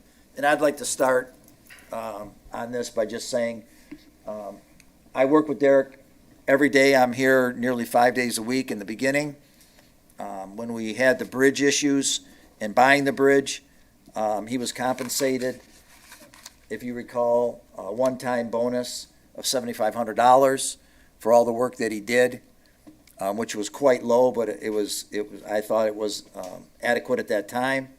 And this one, I will say, and I'm honest, the 24,000 at this point in time, even though they said that he was low that much, I thought what was fair and just according to the other managers, the other people of the township, what we were doing, our goals was $10,000. And that's why I made this action item for $10,000 and not the $24,000. And once again, not retro. His amount that he's paid, yes, it's low. We knew he was low. We spoke about it the last few years, and at that time, there were some reasons why we didn't do it, and that's why I believe at this time we're ready. And once again, we will review his salary each year, but being what I had a personal conversation with Raymond too, and the DPS director and the township manager positions, you obviously can't take both and then double it, basically, and say, the first one makes, 110, the second one makes 100, so you should get 210. That's not how it works, obviously, because you only have 40 hours in a week. But Derek doesn't work 40 hours in a week, we know that. It's closer to 60 at least. And he's still doing toll bridge work too. So that's why I believe that something is fair, just, in the eyes of looking at the entire goal of what we're trying to do at a board level for our membership, our workers, that this is appropriate. So, anyone else have anything to say? I guess honestly, if I'd have known that we were going to not do these for this fiscal year, which was very, very unclear or ambiguous, you can use whatever word you want, I don't think I would have agreed to just a straight 10K. I think I would have wanted to have reviewed this further. The way I reviewed it was going to occur this year, didn't need to be retro to April, but my understanding was this was for this year. Next year, we're only going to do the 10, and we're not going to look at anything else. We're not going to, consider any other number, and that's where I have concern with this. I'm not going to vote this down, but I do think how this was handled was not handled very clearly. Anybody else? I'd like to add a point. Yes, Bill. We're facing a potential time of real financial challenge, in my opinion. I end up saying, bottom line, we can do what we can do. And we have other obligations that will come down upon us potentially, but set these aside. I think that doing this and being conservative is wise in saving our ability to take care of unforeseen financial obligations that would come our way down the road. We need to have a safety net for that. That's what motivates me. Okay, very good, Bill. And Margaret, I just want to say one thing, just so we get this clear. It kind of sounds, and I'm going to explain to you, and I know it's going to embarrass Derek a little bit, but it kind of sounded as if we said one thing and did another, and we didn't. We said that we had no problem giving Derek retro pay for $10,000 in that study session. We talked about it. I met with Derek the next day, and Derek said to me, Joe, I just feel with everything we have going, I have no problem waiting to the 27 fiscal year. Let's get this year over with. No raise for me now, and if you guys want to do it, that's fine. I appreciate it. But let's wait till 27. Let's change your action item. And I said, well, you sure about that? And he said he would feel better. So I just want to let you know, maybe should I have sent an email to the whole board and said Derek and I had a meeting, and Derek would rather wait, a half a year, 3/4 or 2/3 of a year before he gets his raise. And I know what we talked about at the study session. This was not something, Margaret, I just want you to know, I'm not going to talk about something and then wing it sideways, in front of everybody. I'm just going to tell you that. So I know you didn't mean that we said something or I said something and then we sneaking it by is hurting them. I just hope you understand that. I mean, I really don't. I know you don't feel that you were, what would be the correct word? Not fooled, that's not even the correct word, but we changed our mind and didn't tell anybody. No, it was my meeting with Derek and his stating to me he would feel better if he just got it in the 27 year instead of now. And I said, well, then I'll change the action item. And I changed it with Brian to state that. So that's where that came from, Margaret, and I'm just letting you know. Can I respond to that? Yeah. So here's my only concern with that. And I say this respectfully, Derek. Derek has specifically said, no, don't give me a raise for whatever reason. And he's apparently done that for multiple years. I don't know. Yes, he has. My concern with that is, this isn't about Derek. It's about the position. That's my concern, is that from a fiscal standpoint, we've not, in my opinion, appropriately budgeted for that position, and Raymond has confirmed that for us. That's my concern. Not that I don't think Derek works extremely hard. My concern is, as an example, I went to a DCC DMA meeting and the Gibraltar rep came up to me and said how much they would love to have Derek back, right? They loved him there and they miss him. And that's a red flag.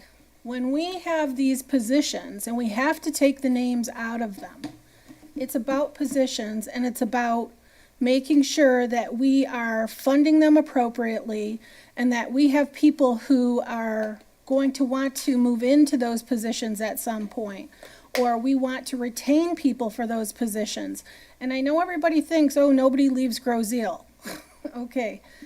The reality is they absolutely can. It's not like back in the day when people had pensions holding them in place.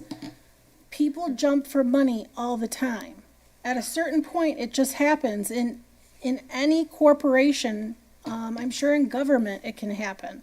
So all I'm saying is, I respect what you just said, but I think we need to start looking at these as positions and not with the person in them necessarily. I know everybody wants to say, oh, well, so-and-so is in this job, it's new. Well, he's been here for 14 years. Maybe new to that position, maybe new to the increased duties. But that doesn't mean we should discount those. Well, so-and-so was here in that position for 5 years. Okay. My point is, it's the position we need to start focusing on. That's my point of view. You know, I agree with you. I understand. And we can start, next year we'll look again. I have no problem with that. I just wanted to clear up what I thought was coming through. No, and I appreciate you doing that, That's so all. thank you. Okay? All right, so with that, we got action item, I have a comment. go ahead. Derek, do we have anybody in terms of succession planning that can step up if you were to leave? Do we have succession planning for the full township even? You know, certain departments do have assistants and people, you know, within the chain of command that can step into those roles. But because of the size of the community, many of our positions just don't have that luxury. There is no assistant township manager, there is no assistant finance director. You know, really, there's limited ability to do that just because of our size. But yeah, it does cause a deficiency when there is a loss in a position.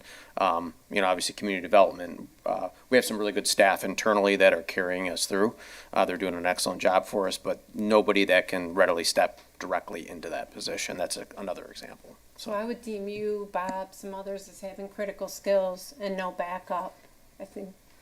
So maybe in the future, we do need to talk about succession planning, because if we're not going to take the consultant's advice, we are going to see more turnover, because I know we did lose somebody because of their pay. So we need to think in terms of turnover and who we're going to slot in these places if that occurs. Okay. All right, Yeah, I'm sorry. you, I was actually going to just touch on what you said. I actually agree with you. We do need some succession planning, but we also need sound financial plans to cover those succession plans. I agree with you. We need to put something in place, and if we have strong financial plans for every department, for the township as a whole, I think we can accomplish that goal. okay. Anybody else? Okay, let's vote on this. So this is action item number 4, for the raise for the township manager. All in favor say aye. Will you say it one more time? It's how much and when? What are we voting again? All right, let me, 1,000 And the retroactive. friendly amendment, doesn't that need a second? what friendly amendment? He didn't do an amendment, he just read it into the record. There's no amendment. Yeah, that's the amendment, because it says the date approval by the township board. So, I put that into the action item. Okay. So it's 126 he makes to 136, if that's what you're asking. And it's effective? It's effective 4/1 of 27. Okay. All right, raise for township manager. All in favor say aye. Aye. All opposed say nay. Nay. Okay, one nay. Brian? Derek, you know I'm only doing that because I don't agree with the concept. Okay, well, you can vote no, whatever you don't have to explain it. I do. Well, then you can. All right. We are now on action item number 5, that'd be the lot split. Based on the recommendation of the Grosse Ile Township Planning Commission, the Grosse Ile Township Board hereby authorizes the reconfiguration of lot 389, parcel 73027, you can read the rest. Macomb vacant lot, Grosse Ile, Michigan. Reconfiguration includes the splitting of the parcel in combination of split sections pending sale with neighboring parcels. 244980 East River Road and 7599 Macomb Street. Dimensions of these revised parcels are noted in the attached supporting documentation. Last, the Township Board also provides this split in combination with the allowance for revised setbacks, you can read that too, as permitted within the Grosse Ile Township Code considering the size of the site, configuration and parking lot, circulation of site, etc. I need a second. Second, Okay, let me read the history, then I'll explain what this was about. Split in consideration is necessary to facilitate a sale of the township-owned property in the downtown development district. Assuming approval by the board in the following action item, the subject parcel will be sold to neighboring private landowners. Okay, detail of the split is provided for the attached material, and you can read that. Now, let me just explain real quick where this came from, and maybe this will help. About a year and a half ago, I got into a negotiation. We were selling a piece of property on Macomb Street that was kind of landlocked. And we had one individual that wanted it from East River Road, but we also, a DDA member and a business owner, wanted it for the parking lot. So I got together with the two people, and I wanted to make a palatable decision for both sides, where it could be a win-win for the business district owner and the East River owner. So what we came up with is the East River owner, she was gracious enough to give the whole parking lot area to the business owner, so she wouldn't lose any parking spots. And we had to go to the planning commission, we had to jump through many hoops. The next action item you will see is the actual sale of that piece of property, but this was what got us to this point. And everybody, finally, we all agreed, and we have a business owner with the parking lot she wanted, and we have a private homeowner with the rest of the lot that she wanted and what she's going to do with it. So we really, I think it was a really big win-win for both of us, instead of just putting it up for sale, selling it to the highest bidder, and moving on. So that's where we were at with that. But the planning commission did okay this, lot configuration and split. So, I guess I took all the time up, but, anybody have any questions or anything on this?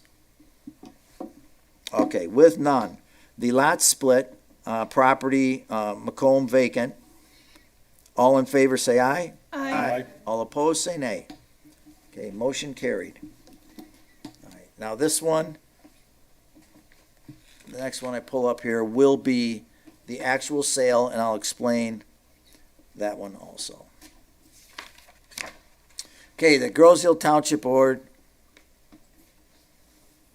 hereby approves a sale of parcel, and you can read that number, sale price of $1,500, and hereby directs the township attorney to develop necessary sales agreements and title work to facilitate this sale. Need a second? Second, Okay, the history and purpose, I'm gonna go through this, I just did it. It's basically the same. What we did is we put this lot up for sale for $1,500, and this is what I believed was fair. I don't believe in gouging anybody, a homeowner or a business owner.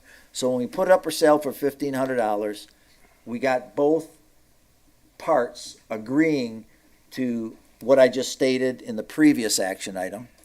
And one still has her parking lot, one still has the land.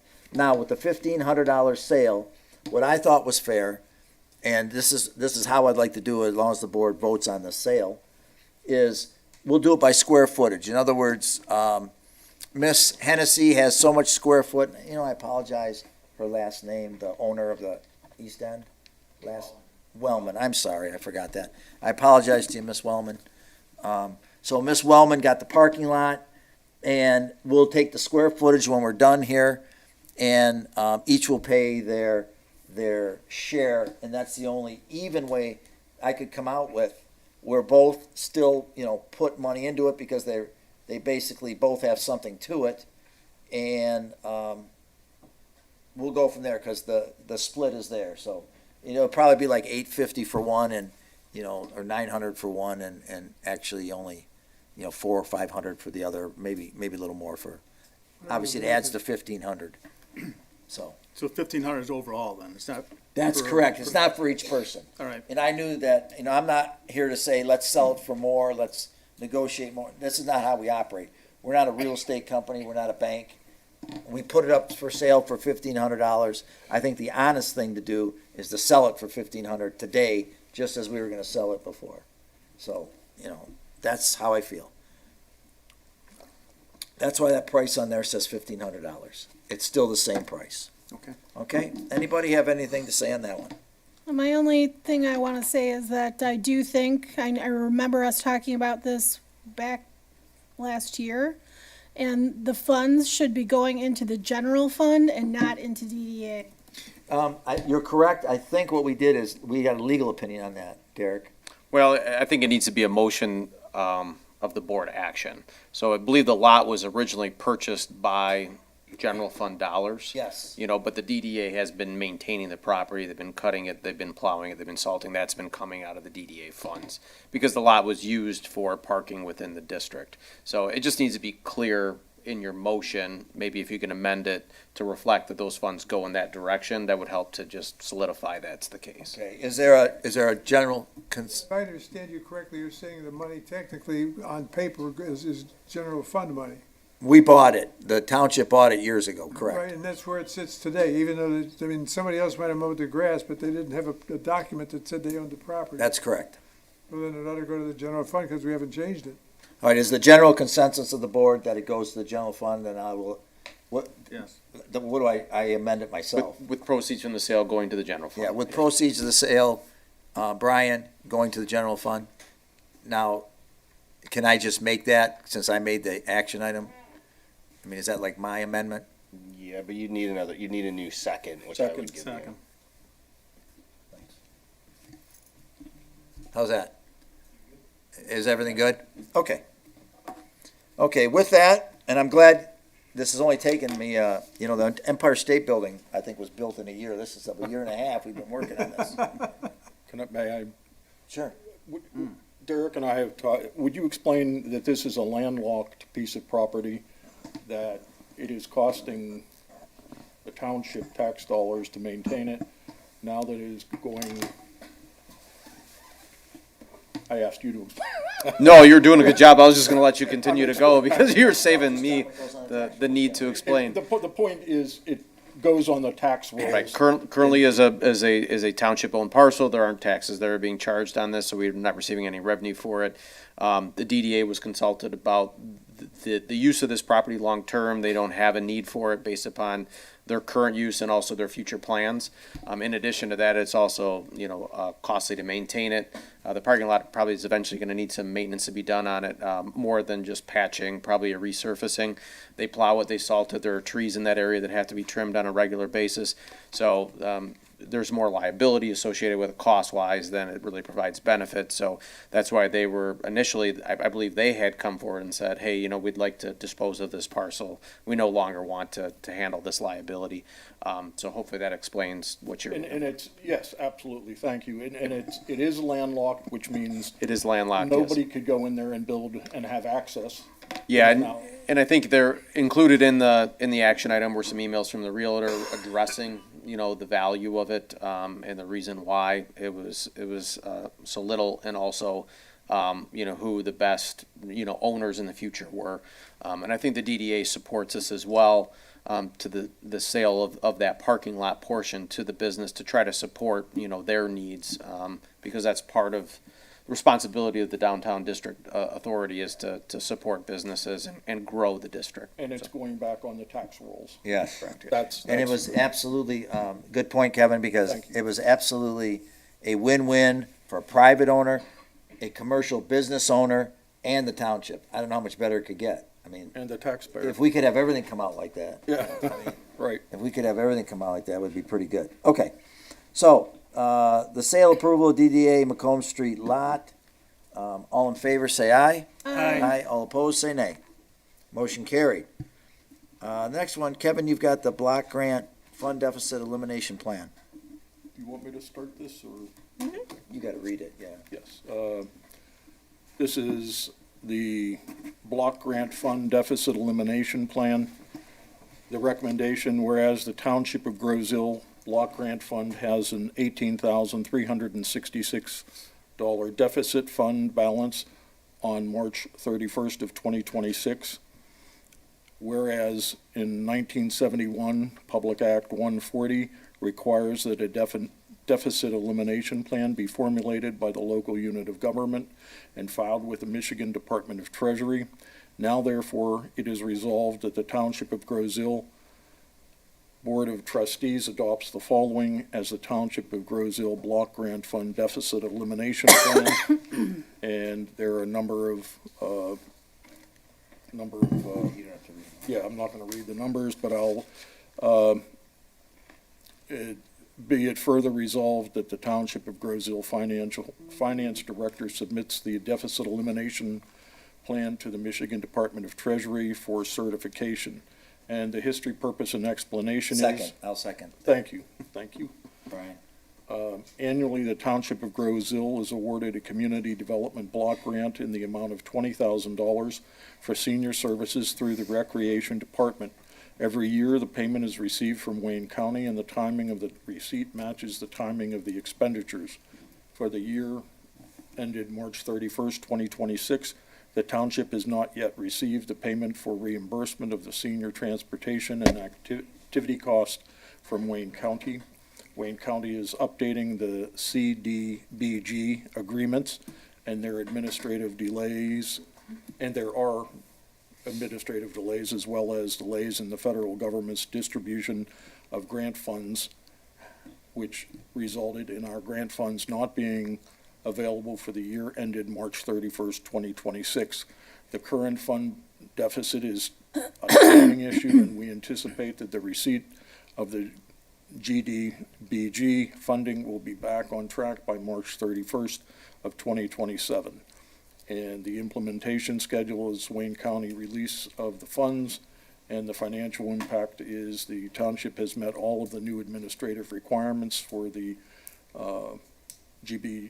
GDBG requirements of senior transportation and activity costs during the 26-27 fiscal year from Wayne County, and will make the township whole and eliminate the current deficit. And Teresa, would you like to add anything? So for the fiscal year ended March 31st, 26, we get a $20,000 community development block grant for senior services every year. Since the beginning of time, we've always gotten the $20,000, if not by March 31st, then within 90 days after, which means I can put it back into that year so that the revenue equals the expenditures and we don't have a deficit. So because of, like I said, put in the explanation, delays with Wayne County with the new operating agreement, and they tell me delays with the federal government distributing the money to Wayne County as a pass-through agency, we did not receive the funds in time to match the revenue and expenditures for last fiscal year, which was what caused the deficit. So we still have not received the $20,000 for 2025, but we anticipate we will, and we'll be back on track. So the deficit elimination plan basically has $40,000 in revenue for 2 years in this upcoming year. And because we have the deficit, I'm required to submit a deficit elimination plan within the next 30 days. Thank you, Teresa. So it's anticipated we're gonna get it, but there's no guarantee, correct? That's correct. If something doesn't go according to plan, I've already had a discussion with the recreation director that the senior services will have to be put in the recreation fund, because we can't keep having the deficit until we know. Hopefully, this is just a one-time correction of the timing of the distribution. But you're absolutely correct. I don't know for sure. Right, okay. All right, thank you.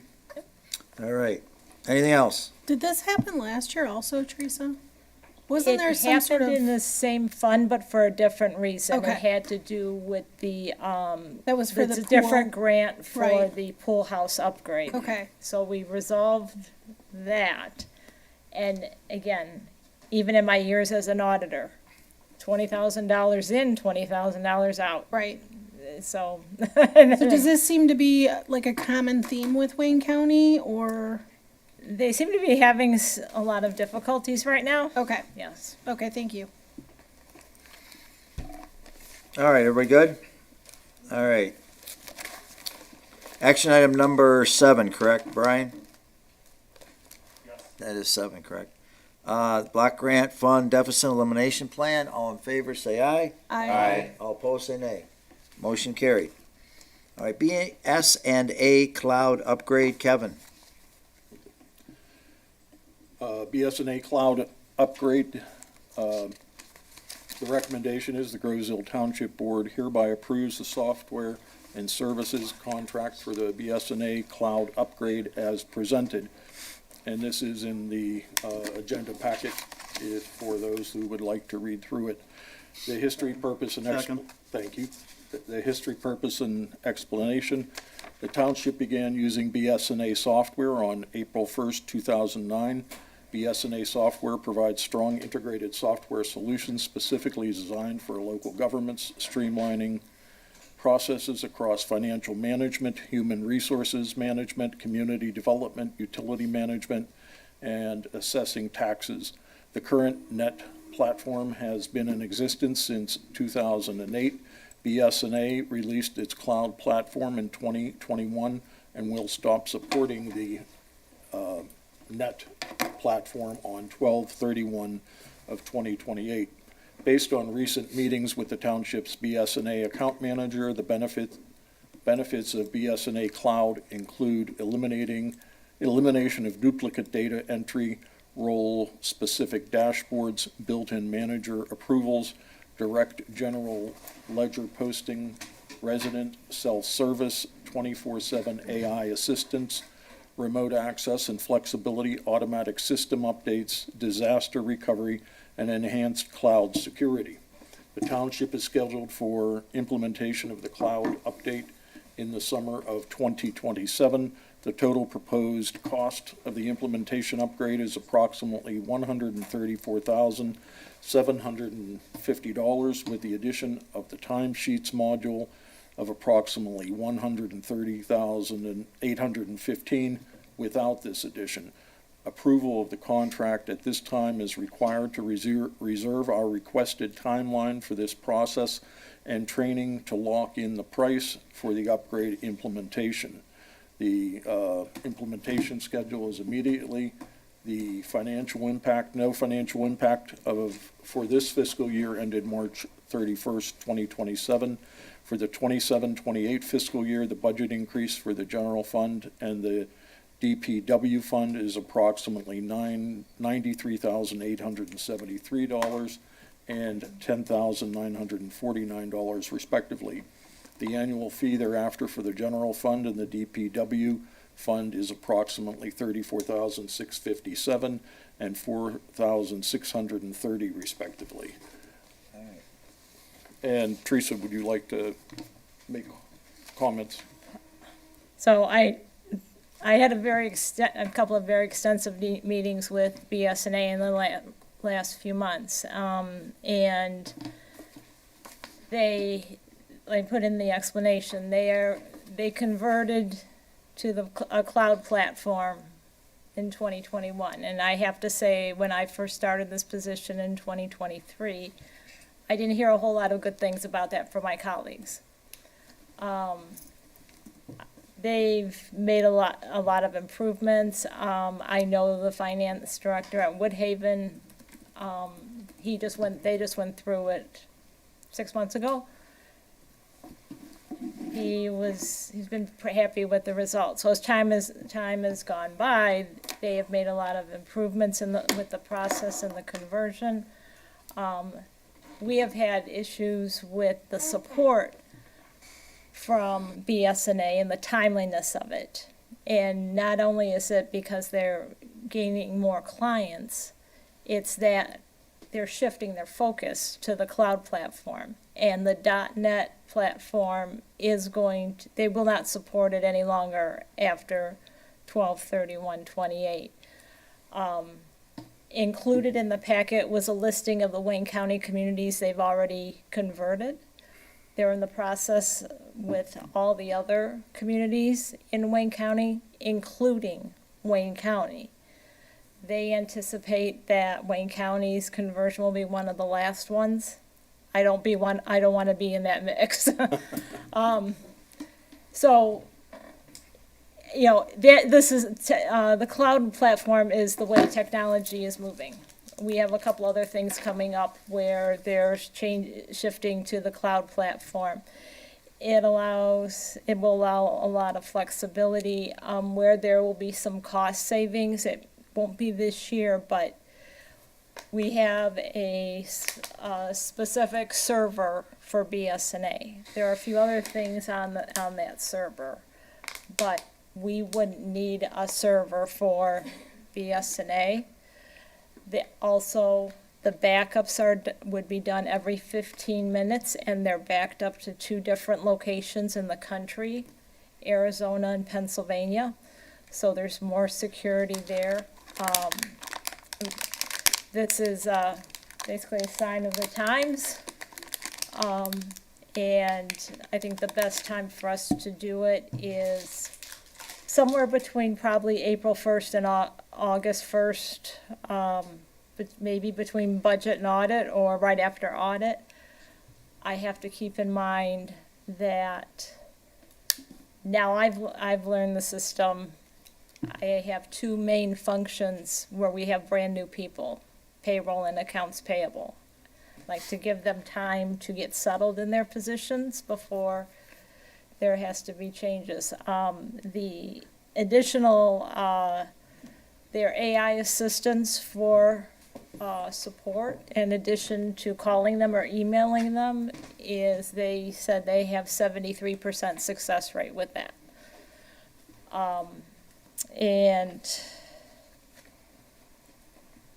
The addition of the timesheet module, that's where people can put in their time remotely, and it can be approved on the screen. And that can be approved remotely or in the program. So that is an additional cost. But I think it would help the staff and the managers to do that as well. But that's a decision for the board to make. Are you telling me they have time cards? Sorry, Mark. No, you're not. Yes. Like, Yeah. kidding me? Yeah, no. Every person has to turn in a paper timesheet. And if they're not there the day it's supposed to go in? Well, yeah, that can be challenging. Their responsibility is to turn it in if they know they're Yeah, not gonna be. if they know they're not going to be here on Monday, they should be turning it in on Friday. If something happens and they're sick, we try and contact them to see, yeah, I mean, you know, this spring, I was sick on a Monday of payroll, but I was at home. I had access to my timesheet. I was able to complete it and email it. Not everybody has that So if you're salaried, you're telling me you're still filling out a timesheet? because of the leave banks. That's the only way to consistently keep track of what vacation and sick and personal time is being taken. Thank you. So we have till fiscal year 28, right, to make this conversion, otherwise this will not be supported, is that what I understood? Correct. They will still continue with .NET for a period of time, but they won't support it. Okay. I've And got a couple just for questions. clarification, can I finish up real quick? I'm sorry, Bill. Go I just ahead. have a couple more, that's I all. didn't realize that. Excuse And me. I just want to clarify, be clear on the fact that, so our ClearGov system has no affiliation with BS&A. Mm-hmm. We can't convert over. Is there anything in the ClearGov system that we already have that can supplement for that, so we can get away from, this is a pretty hefty expense, and this, going back to what I was talking about earlier with the raises in the next fiscal year, so forth and so on. Can So- ClearGov handle this, if we get the right module? ClearGov and BS&A are not connected. The information that goes into ClearGov, I have to send to them. So I have to run a trial balance in Excel and send it, and then they import it, and then I check the numbers. Actually, and this is, you know, what the cloud version of BS&A also does have a capital planning module. And it's phrased as budget transparency. Now, I asked specific questions about that. And I know what he told me about being really more interactive than just budget transparency, but I would want a demonstration before, to see if that's an alternative to But what we have. So that's BS&A you're talking about right now? Yes, yes. Okay, so I guess, so is there an alternative for ClearGov if we would get another module to take care of this and of course along with the capital improvement plan, budgeting, so forth? They do have it in the cloud version of BS&A. ClearGov does. Yeah, no, BS&A, BS&A does. yes. So I guess, can we get it to the point where we can merge it all into ClearGov? I guess is where I'm getting at. That's No, not an no, option. it's a totally separate, So ClearGov has core nothing. functions of Yeah, those it's two purely- systems are different. yeah. It just kind of sucks performing all the labor twice, right? Is what I think. Well, and I think what she was referring to on the cloud version, there might be some ability to use that instead of ClearGov. Which might be something we should really strongly look into, because I found ClearGov to be very underwhelming at this point, but I'd need to go through and write everything out. So there's a possibility of going strictly over to BS&A and then dumping ClearGov, Correct. which would handle everything that we're looking for with ClearGov. BS&A could. Okay, so And so I the conversion haven't- possible He's to answered go, my questions, Go ahead, but I'm I sorry. haven't had a demonstration yet. I got you. But there's a possibility of going to Yes. BS&A and nixing ClearGov to save there, but not the other way. Not go to ClearGov and, correct. okay. All right, Yes. thank you. I need to clarify that. I heard him, I'm talking in the same ballpark, but I'm on a different base. I seem to recall we were not real happy with BS&A a while back, and we're looking to ClearGov to work some miracles that never happened.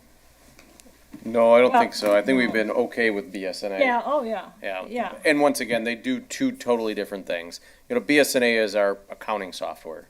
That's where we do our payroll, our accounts receivable, accounts payable. Water bills, Both of tax these into the bills. future as well, am I understanding that correctly? 2 years from now, will we still have ClearGov and BS&A, but with the new BS&A program? Is that what it's saying?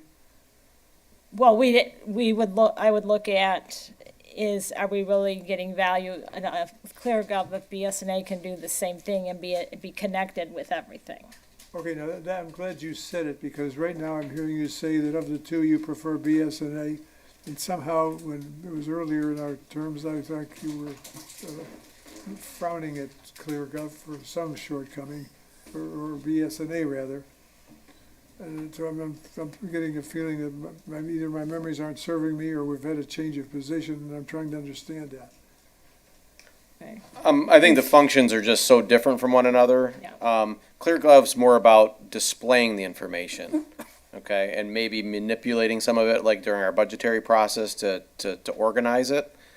BS&A is a much more robust system that we manage all of our stuff with, our finances. Two necessary services provided by two different firms. Exactly, although BS&A with the new version could potentially do some of the stuff that ClearGov does, where we could Some. eliminate that and consolidate it, because what she's doing right now is taking information from BS&A, putting it into ClearGov, so ClearGov can display it. If she's using just BS&A, it'd be more integrated, where she could just display it from that core information. Payroll. Right. And actually do the opposite, because once the budgets were completed, I used the ClearGov reports to put that information in BS&A. May I add here that the software technology, as probably everybody has heard, is evolving very quickly. AI is making a lot of this software, hardware obsolete very quickly. And I think that the idea of evaluating this regularly makes a lot of sense. And I know that my experience with Teresa and Derek has been that they are watching these things. And the rest of the board would be, we could work together and move ahead with that. Thank you. All right, Thank you for that. very good. So we are on action item 8, BS&A cloud upgrade. All in favor, say aye. Aye. All opposed, say nay. Motion carried. Thank you. Is it with or without adding the timesheet module? The, as presented means that includes it. I just want to double check. Then it includes it. What I presented, the quote, does include that. Yes, Okay. yes. Is this included in this year's budget? Yes. It's not being paid until next year, or 28. Correct. Okay. Right. There's, We're just getting in line to make this Yes, change. yes.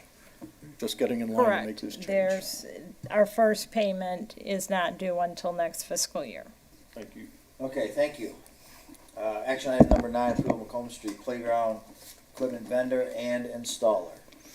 I move to approve and accept the request for proposal from Kinetic Recreation as Macomb Street Playground Equipment Vendor and Equipment Installer. Second. So this has been going on for a little while. The rec department put out an RFP for construction and installation of a new playground on the Macomb Street property we purchased with that intent. Kinetic Recreation was one of 3 companies that put in bids. Their bid was most in line with what the department is looking for as far as what playground equipment would be installed in the new park, as well as the price point for the purchase and installation of said equipment. The other 2 bids are actually significantly more than this one. So purchase of equipment would likely be in September, with installation likely in the spring. So the total cost of what the board would be approving tonight is $185,327. However, $80,000 of that will come from the Kiwanis Club of Grosse Ile. So big thank you to them for their volunteerism and willingness. And then Wayne County Parks Millage provided $64,000. So ultimately, it costs the recreation budget $41,000 to install what is a very needed and enduring piece of infrastructure here in Grosse Ile. So if you look down through the packet, you can see the installation costs and the quote from Kinetic Solutions. You can also see several renderings. These renderings are okay, but the one that I actually prefer is up on the screen. And you can see here it consumes approximately half of the property, reserving the rear half of it for either expansion, other, a parking lot, community space, or even potentially some kind of mixed-use development. I know Mark's brought up a few times. Yes. This installation does not include the cost of the fence. Rec has budgeted an additional $40,000 to have a fence installed around it, which would completely enclose the playground and prevent anybody participating in playground activities from dashing into the road or anything like that. I've also had people bring up, I forget who it was, brought up a concern about the zip line in the rear of the playground. So the zip line is not a very big zip line. It wouldn't impress anybody over 3 feet tall. You're getting close to me. Yeah. Like Joe and I might be able to get on it, but nobody else here could. And in addition to that, it's all the way at the back of the park near the fence line. So you're not going to have through traffic walking through there getting blasted by 8-year-olds going, I don't know how fast it goes. Probably not very fast. So I can't imagine it's going to just, make their cheeks flap in the wind or anything. So I think it's a good thing. The drawings are here, and I'll answer any questions anyone has. Any questions for Jameson? So I just want to clarify, it's $41,000 is actually coming out of the township budget, correct, or recreation budget? Rec. That's correct, yes. Okay, out of rec. Rec. And you said it did not have a fence included at this point, as I didn't see it in here, and I just want to It's clarify. not included in this quote. So there is additional $40,000 set aside to install the fencing. How much? And it's $40,000 Okay. of the rec budget, currently earmarked to install fencing. And you can see where the lay of the fence would be on this graphic, the one that's on the overhead, because that's the black line on the exterior of the orange line there. Mark, we have to have a fence by ordinance. Well, yeah, I think it's important, we should have. a No, fence. absolutely, but I'm just saying it's gonna be going in. Okay. And I just want to also clarify the back half of that property could be used for a multi-purpose property, right? I will continue to say it could be. I will continue to push that it is. It could be. Yeah. All right, I'm all set, thank You you. good, sir? Okay, anybody else for Jameson? Okay, with none. Approval of Macomb Street oh, I'm sorry, you have something? No, sir. Approval of Macomb Street playground equipment, vendor and installer. All in favor, say aye. Aye. All opposed, say nay. Motion carried. Thank you, sir. The next one was deleted. That's the ordinance. I have got I'll do the contract for the, bushes there, whatever you wanna call it. Landscaping? Yeah, I've got it right here. Thank you, sir.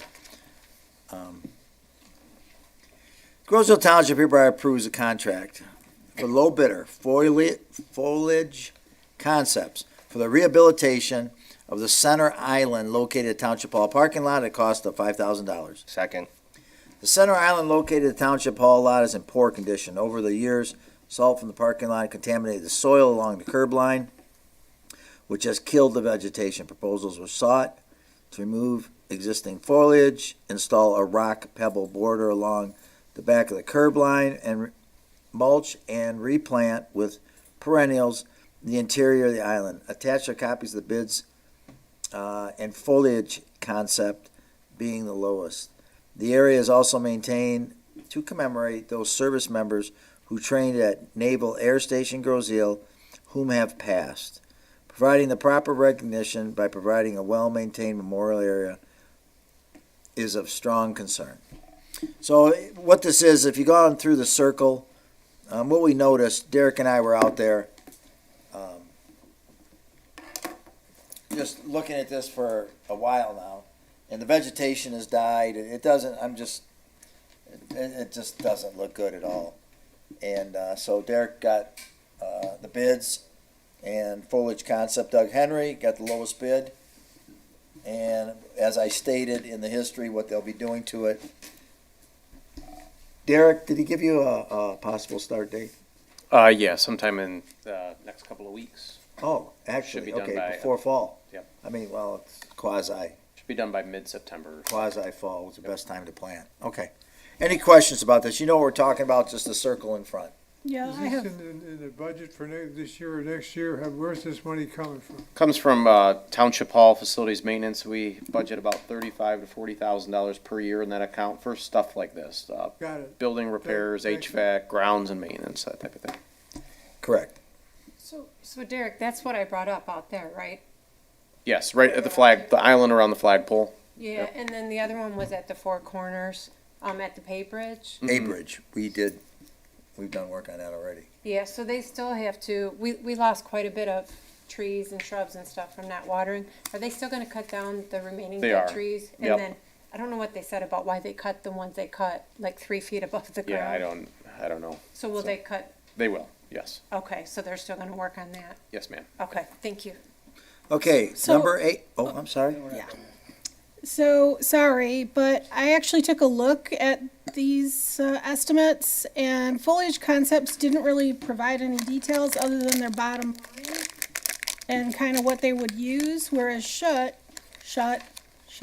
whatever.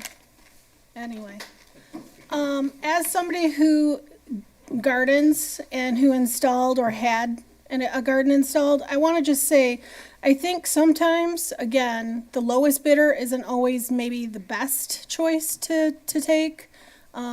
It looks like Shut is using steel edging, which is going to last far longer than any PVC will. They're putting in far more perennials than Foliage Concepts is. And personally, I would rather see that amount of perennials installed with the steel edging. The other stuff seems relatively similar on both of them. You're talking, I think, a $1,400 difference. But to me, the steel edging and the amount of perennials is worth it. I don't agree with just going with the lowest bidder on everything like this. Margaret, were any of them native plants or? The alliums do really well. The deer will not eat those, and salvia is the same. That's what Shut is using. And to be fair, Foliage Concepts are also using things that the Walker's catmint allium, those also won't get eaten by deer either. So they're hardy. I don't know if they're exactly what you're looking for per se, but I will say they're very pretty, they're colorful, and we can be guaranteed the deer will not touch them. Okay. I would just, one of the thoughts when I was looking at this is the salt spray, no matter what you plant there, unless it's seagrass, the salt spray is deadly for anything you plant. Maybe there's an opportunity to do some design work that would make this less maintenance and make it a little less expensive to maintain. And maybe we can go back to the drawing board and look at that. And possibly see if we can raise money from the public to support what we're going to eventually decide on. Well, I think the River Rock kind of takes care of the salt spray. They're putting those plants in far enough. That shouldn't be the issue.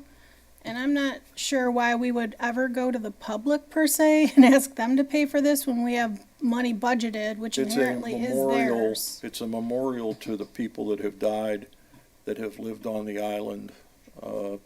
And I just think that as a community, that might be something that the community would enjoy. I also think that the salt spray, as I said, is it's not going to let anything eventually grow there. No, salt spray aside, I have to agree with what you're saying, though. I think maybe it's something a little more robust in memory of those who gave their lives for this country and for this area, for this island. I kind of would like to see it go back to the drawing board, too. I kind of agree with you on that, in that regard. As far as going to the public for funds, that's another issue, but I think I'd like to see this as more of a focal point when people drive up to Township Hall here. If we're going to make this a memorial for our fallen heroes, then I think it should be a little more robust than it is. I guess it would be interesting to include like community involvement, I suppose, if we wanted to do that. There's the garden club, there's the historic society, there's the VFW, like they might all have an interest in this. Mm-hmm. Thank you. Anybody else? All right, well, once again, it sounds like there could be 4 no votes on this. Well, I'm not saying I'll vote no on it. I'm just saying, do we want to maybe see if they want to engage with it? We can approve the $5,000, Okay. right, and talk to the vendor, but it might be nice to see if some of those other organizations want to. We do, just a point of information, we also do have a memorial garden in the back of the facility here that does have involvement from community groups. Yeah. A matter of fact, members of Rotary used to steward that pretty extensively. So there is another area that there is heavy involvement. Okay. And from that Then we can standpoint. talk about the other issues that was brought up on my left side here. My grain on this issue is that Doug Henry I've used Doug Henry once in the past, we were pleased with what he did. It may not be as durable as we would hope, but it would give us time to have it look decent and think our way through it because we're now paying attention to the issue and come up with a better idea when we can. I'm not sure that I'm as knowledgeable as Margaret is about different types of plants, but it hits me cold tonight. I'm saying, why don't we, if we really care about it, and we seem to, put a small amount of money into it, look at it, see how it holds up, do something better than we've thought of in the meantime. That's where my head's Well, at. what we'll do then is, what I'm hearing from the board is, let's vote on this, and then we can talk about if there's some changes, what goes in it. We keep the same amount, and if there's something else we can do and do better with that, then it can always come back also, if need be, so. Okay, so for the Township Hall, Center Island, we'll take a vote now then. All in favor of how the action item is worded, all in favor say aye. Aye. All opposed say nay. Nay. Okay, that's one. Brian, right? Got that? Okay, motion passed, and we will work on that then. Next one, action item number 12, approve Bendzinski and Company. Kevin? Approval of Bendzinski and Company as financial advisors for an issuance of Series 2 toll bridge bonds. The recommendation is based upon a recommendation by the Groseal Town Toll Bridge Commission. The Groseal Township Board hereby authorizes the contracting with Bendzinski and Company to serve as the township's municipal finance advisor for the issuance of Township of Groseal, County of Wayne, State of Michigan, 2026 unlimited tax general obligation bonds. Second. Thank you. The history, purpose, and explanation, as mentioned in the attached engagement letter, Bendzinski and Company will provide the following necessary services for the issuance of up to $37,885,000 in bonds associated with capital work on the Groseal Toll Bridge. Act on behalf of the Township of Groseal, the issuer, with a fiduciary duty which shall include a duty of loyalty and a duty of care in accordance with the rules and regulations set forth by the Municipal Securities Rulemaking Board, the Board, or MSRB, and the Securities and Exchange Commission, SEC. If necessary, prepare with officials the forms required by the Municipal Finance Division of the Michigan Department of Treasury. Prepare complete financial information in cooperation with officials, bond counsel, and consultants in order to arrive at the amount of the bond to be sold. Prepare a time schedule illustrating the steps necessary to issue the bonds or the project,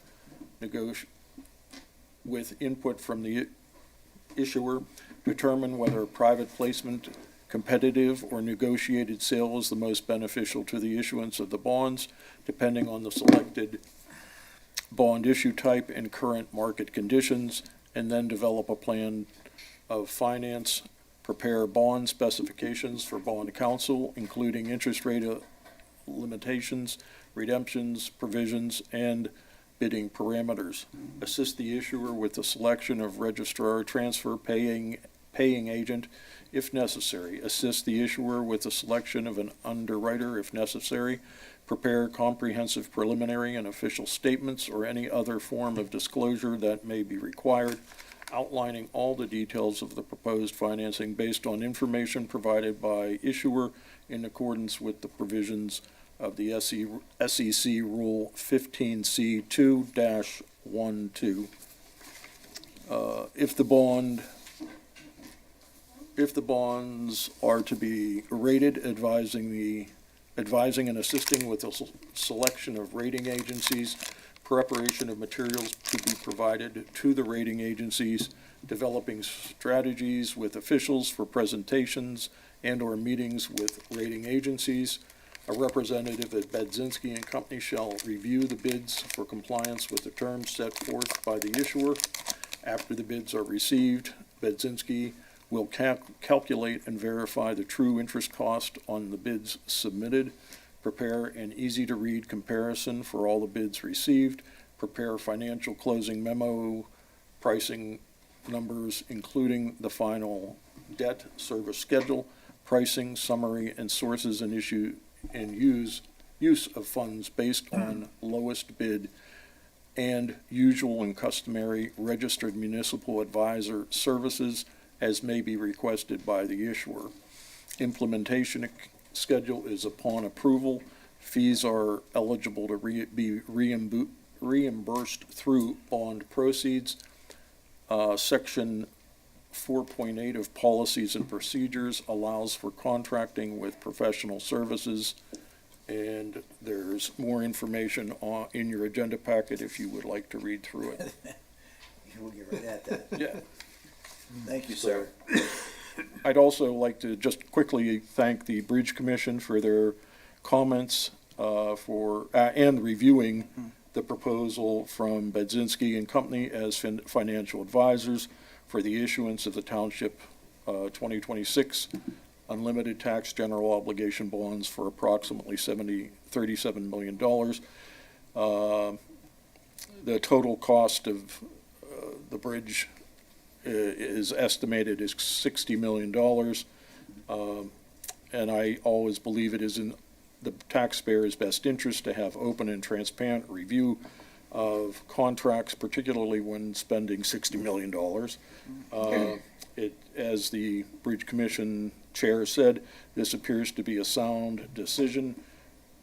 Provided services, they have provided services in the past, and they found that, the Bridge Commission found it very interesting of non-sale options, and they appreciated being able to read through it. So, thank you. Very good. Thank you, Kevin. Okay, if there's any questions, I've got one. yeah, who you, Derek, I think. good. Derek, the total cost is roughly $60 million, as I understand it. I think we've already had a previous bond issue for around $20 million, and this would be an additional up to 37, pretty darn close to 60. Is this the final bond issuance we'd make to finish the job off? That is correct, yes.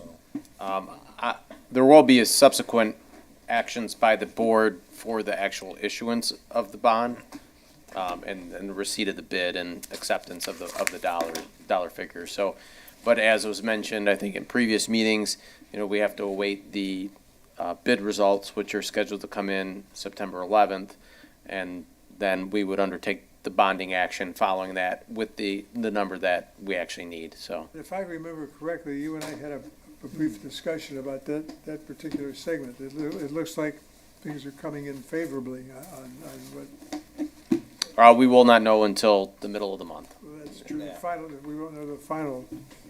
Correct, yes. Okay. Everybody good on this one? A lot of information, Kevin, thank you.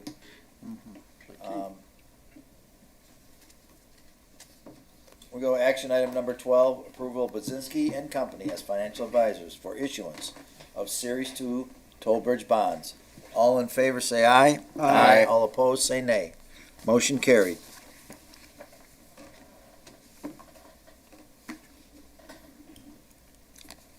Now, number 13, the Township Winter Tax Levy. The 2026 Township Winter Tax Levy, the recommendation is resolved by the Grosse Ile Township Board of Trustees that there be levied on the taxable value of said township for the year 2026 winter billing a tax of 13.3291 mils on the taxable value thereof, said value being $836,138,223. Second. Thank you. History, purpose, and explanation. The 2026 tax levy must be approved by the Township Board by September 30th, 2026, and the L4029 submitted to Wayne County. The millage rate is being calculated using an MRF, millage reduction fraction, otherwise known as the Headley Amendment, Headley Millage Reduction Fraction. The Headley Amendment was passed by the voters of the state of Michigan in 1978, which requires the local unit of government to reduce its millage when annual growth of existing property is greater than the rate of inflation. With the passage of Proposal A in 1994, the growth on existing property is impacted by the uncapping of the taxable value due to a transfer on a property. The uncapping caused the taxable value to increase, in most cases greater than the rate of inflation. If any of the renewal or new millages pass during the November general election, then a revised L4029 must be submitted to Wayne County prior to the preparation of the 2026 winter tax roll. This revised L4029 will be presented and signed at the November 9th, 2026 Township Board meeting. There is more information on this in your agenda packet if you would like to read through it. There is there are a number of items in here that reflect the millage and a breakdown of the millages and what each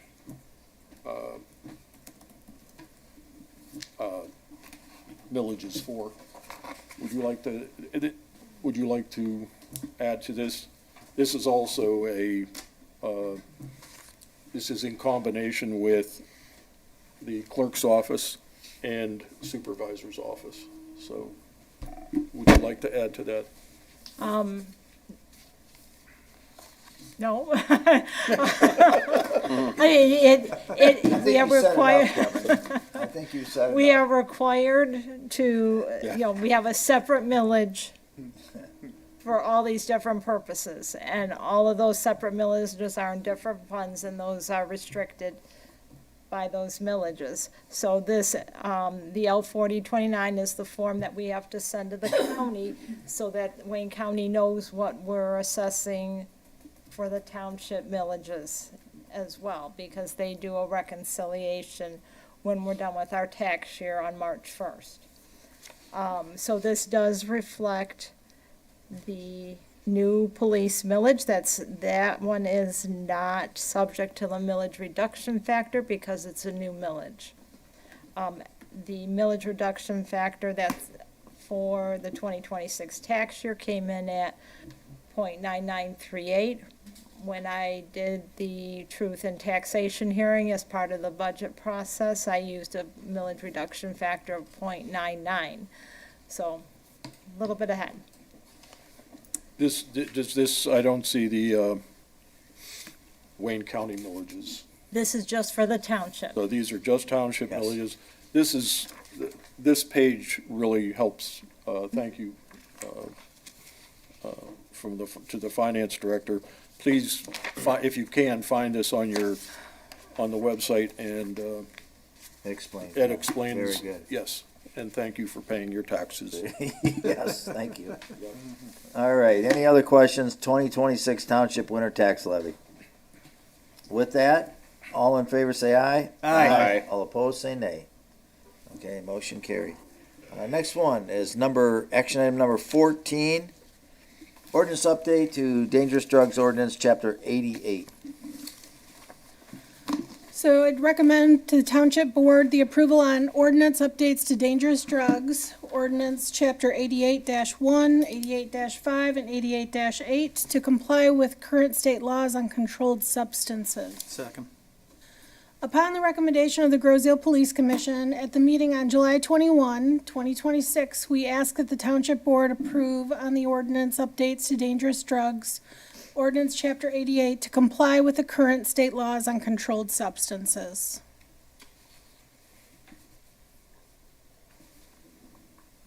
Any questions, or? No question. Okay, Now we read through it. Yeah. Okay, everybody set on that one? Yep. Okay, number 14, ordinance update. Yep, you'll need a roll call. Oh, that's fine. Update to dangerous drugs, chapter 88. Let's start. Margaret? aye. Mark? Aye. Kevin? Aye. Bill? Aye. Mickey? Aye. Jameson? Aye. Joe? Aye. Motion carried. All right. I'm gonna take the, Bill, I'm gonna take the airport, if that's all right with you. Go for it.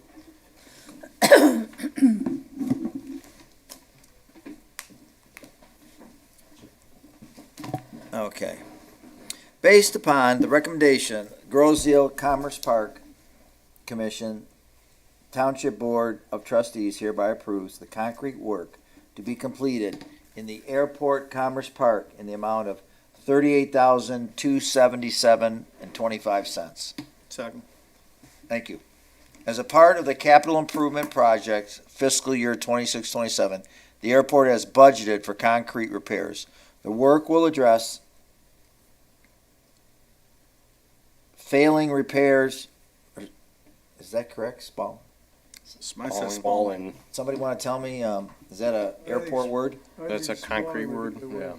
Aye. It's when it's breaking up No, okay. Okay. on the top. How about repairs on the taxiways, the ramp area, and some of the catch basins? The township currently has a contract with Dominic Gaglio Construction Incorporated So I do know that they do have a contract with the work, and they bidded that out earlier.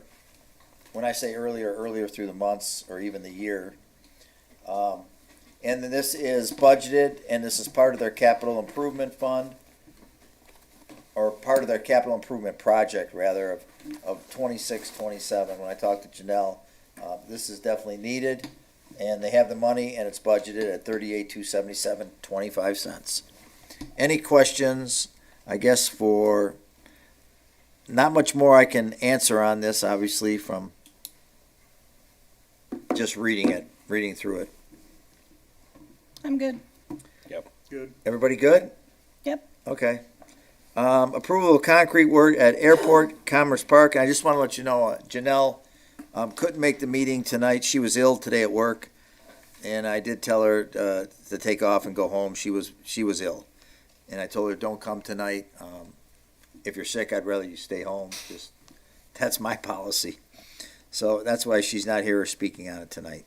So approval of this concrete work, all in favor say aye. Aye. All opposed say nay. Motion carried. Okay, thank you very much. That is 15 action items. We do not have any discussion items, and we have a clerk's report. Okay, the Recreation Commission will meet on the 3rd. We continue to do concerts in the park every Thursday, or not in the park, at Water's Edge every Thursday. Well attended, come out and support the Island Grill and grab a beverage and watch the local bands. I think there's a few left. And then BPAC will meet on the 17th. So one thing I would like to bring up, we just approved the winter tax levy. And we talk all the time about separate accounts and enterprise accounts. Well, this comes from this fund and that comes from that fund. But ultimately, pretty much all our funds come out of taxpayer pockets, right? So we don't have to levy every tax to the maximum extent every season. And when we do, we really should strive to spend it in enduring, meaningful efforts that benefit the community as a whole. So I know last year we reduced the tax levy because of the success of the toll bridge. And I hope going into FY27, as we begin our budget process here in the next couple of months, we can find ways to reduce the taxable burden on the individual, right? Because they don't care that this is airport funding or general fund funding or police funding. They just care that their tax bill goes up every year. So I hope we can find ways to mitigate that in the future. And that'll conclude my report. Okay, thank you, sir. Kevin, you stop. Or you want to go with the others? You good? I'm good. Okay. Treasurer's report for August 24th, 2026. We have been busy collecting the summer Grosville taxes, which are due September 14th. Payments can be made at Township Hall by mail or at the Grosville Branch of Public Service Credit Union. Extension of the tax due date is available for those who qualify. Summer tax deferment applications are available at the Treasurer's office and must be submitted by September 14th. Approved deferments will extend the September 14th due date until February 14th, 2027. To date, we have collected 20.7% of summer taxes. Tax distributions are made to the county and school bi-monthly. Dog licenses are available, as well as dog park permits for those that are interested. And thank you for paying your taxes.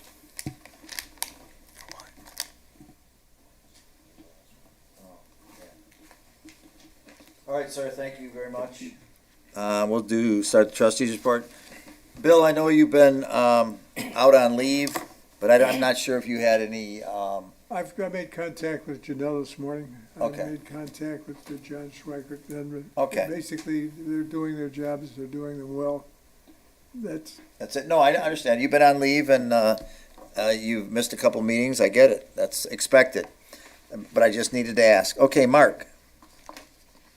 So, we do not have any zoning board appeals planned for this particular month.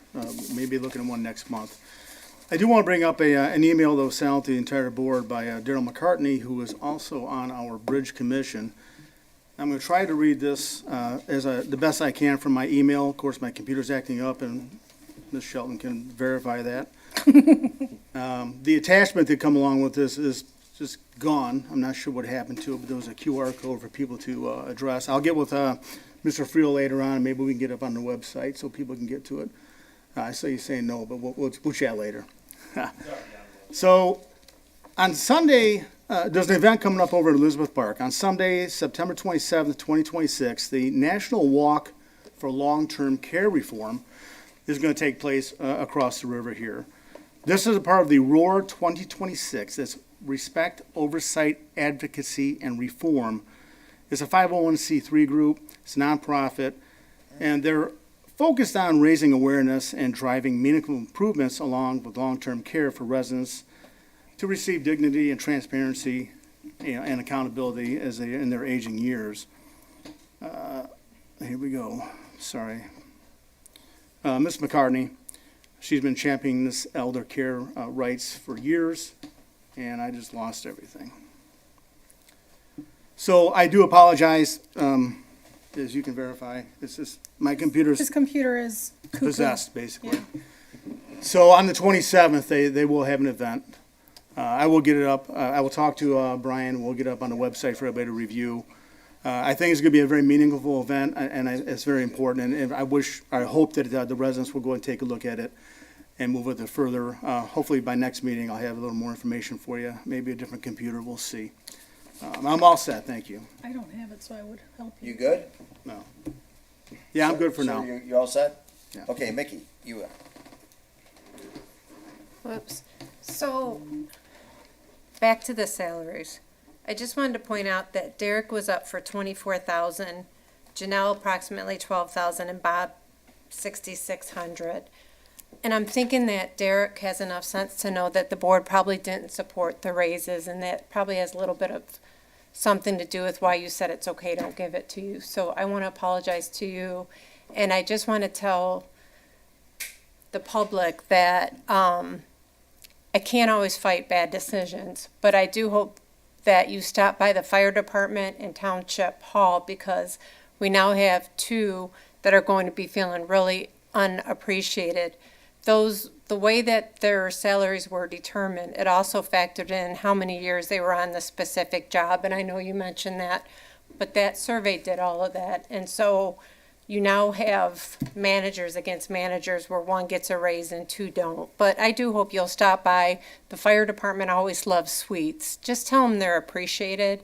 The same with Derek. He's amazing. He takes so many of our calls. He does so much for us. So I'm sure he can use a little pick-me-up, and I think he likes sweets as well. Absolutely, yeah. Yeah, sweets are Take great. it all, Sweets- right? Sweets are, the staff does too, yeah. Yeah. The rest, I'm going to hold back, because once I get going, I won't stop at how disappointed I am with the board. So that is it for me tonight. Okay, can I just ask you something, Mickey, on that statement? I want to make sure No, you're. Joe, because It doesn't- normally we say when we Okay. do our report outs, I don't have to answer questions. No, you don't. We go on to the next person. Okay, So well, I'll go on to the next person. It's me. I appreciate that. That's all right, next person's me. Oh, I get You one. said one, no, you'll get a choice, or you get a chance. But I'm the next person now. All I'm gonna tell you is, one got a raise and two didn't, you said. Please, really, all three got a raise, they're just not getting it all at the same time. That's all. Okay, Joe, Margaret, Joe, go ahead, Margaret, They you're did next. not get raises. Margaret, you're next. Okay, Did not. okay, okay. So I'm gonna pivot here.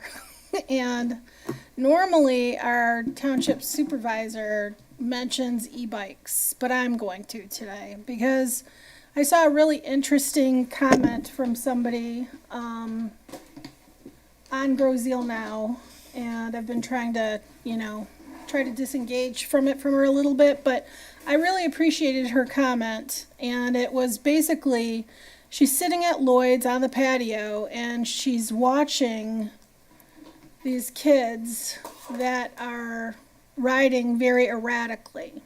And I really am strongly urging, there are so many good kids. They wear their helmets, they ride respectfully. I've seen it, I've experienced it. The police commission is trying really hard. We're reviewing again the ordinance, and the last thing anybody wants to do is restrict somebody because of other people's bad behavior. But I think it's really important that parents take a really hard look at the statistics out there from the hospitals, from the emergency rooms. There's a lot of big issues. The police chief witnessed one right out in front of public safety. I actually had one on Bellevue, actually right in front of the fire chief's house. I stopped to make sure this kid was okay, and he wasn't, but he was. He wasn't dramatically hurt. I made sure he got up, made sure he could move and walk. His friend was with him. He didn't have a helmet. He was on a scooter. I think we all have to start really paying attention, and I don't want to have to make any decisions that impact people that are, doing the right thing. And I think it's really important, too, that, nobody wants overreach. That word was used during a commission meeting, and I personally found it somewhat offensive. I think what the police department is doing, what we have done as a police commission, what BPAC tried to do, is try to create something for safety purposes. And there's no overreach involved. When it comes to going over a bridge, it's very different than driving down a road, okay?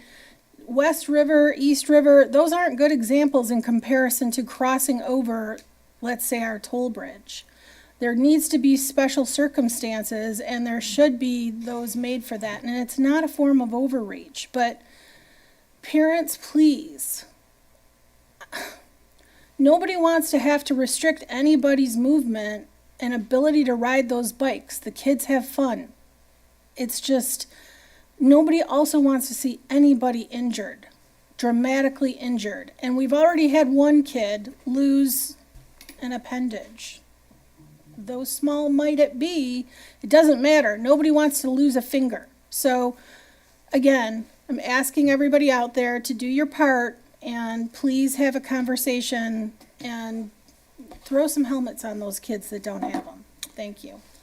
All right, very good. Let me cross that out of my... I'm sorry. I'm teasing. You did a very eloquent job. You did a very nice job. Okay.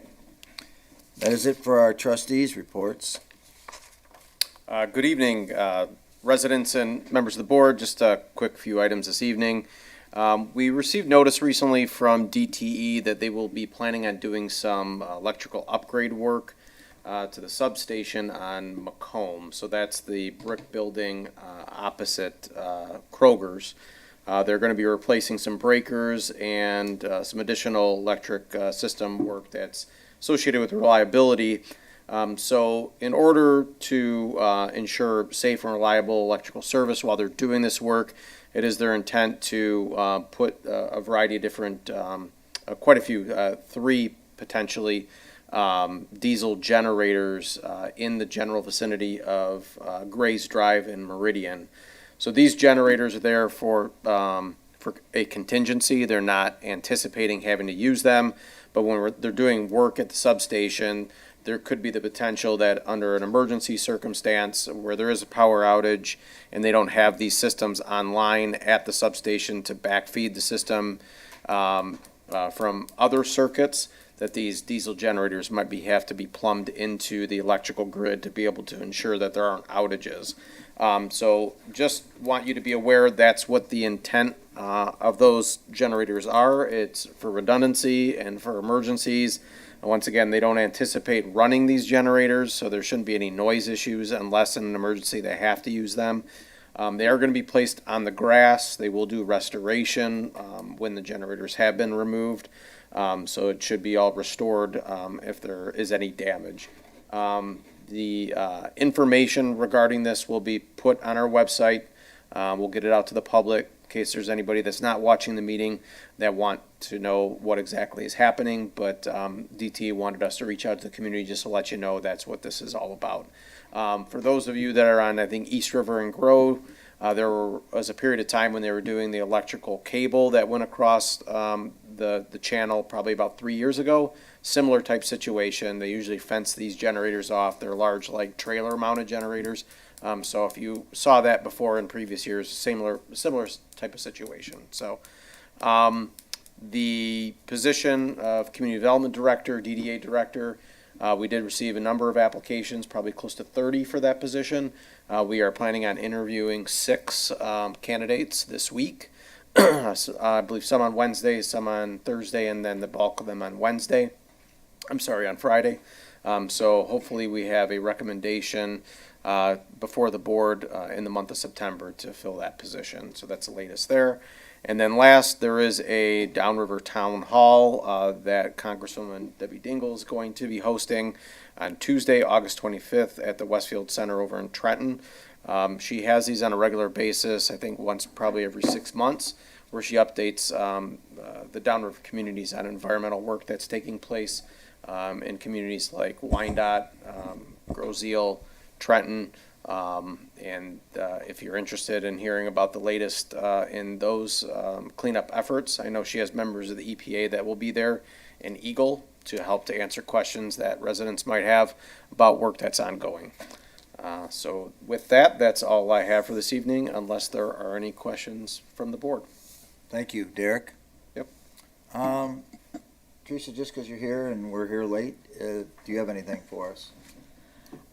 Just the only thing I wanted to mention is that with the audit presentation, the audit reports will be filed with the state, and the audit reports will be available on the Finance Department's webpage. Should be tomorrow.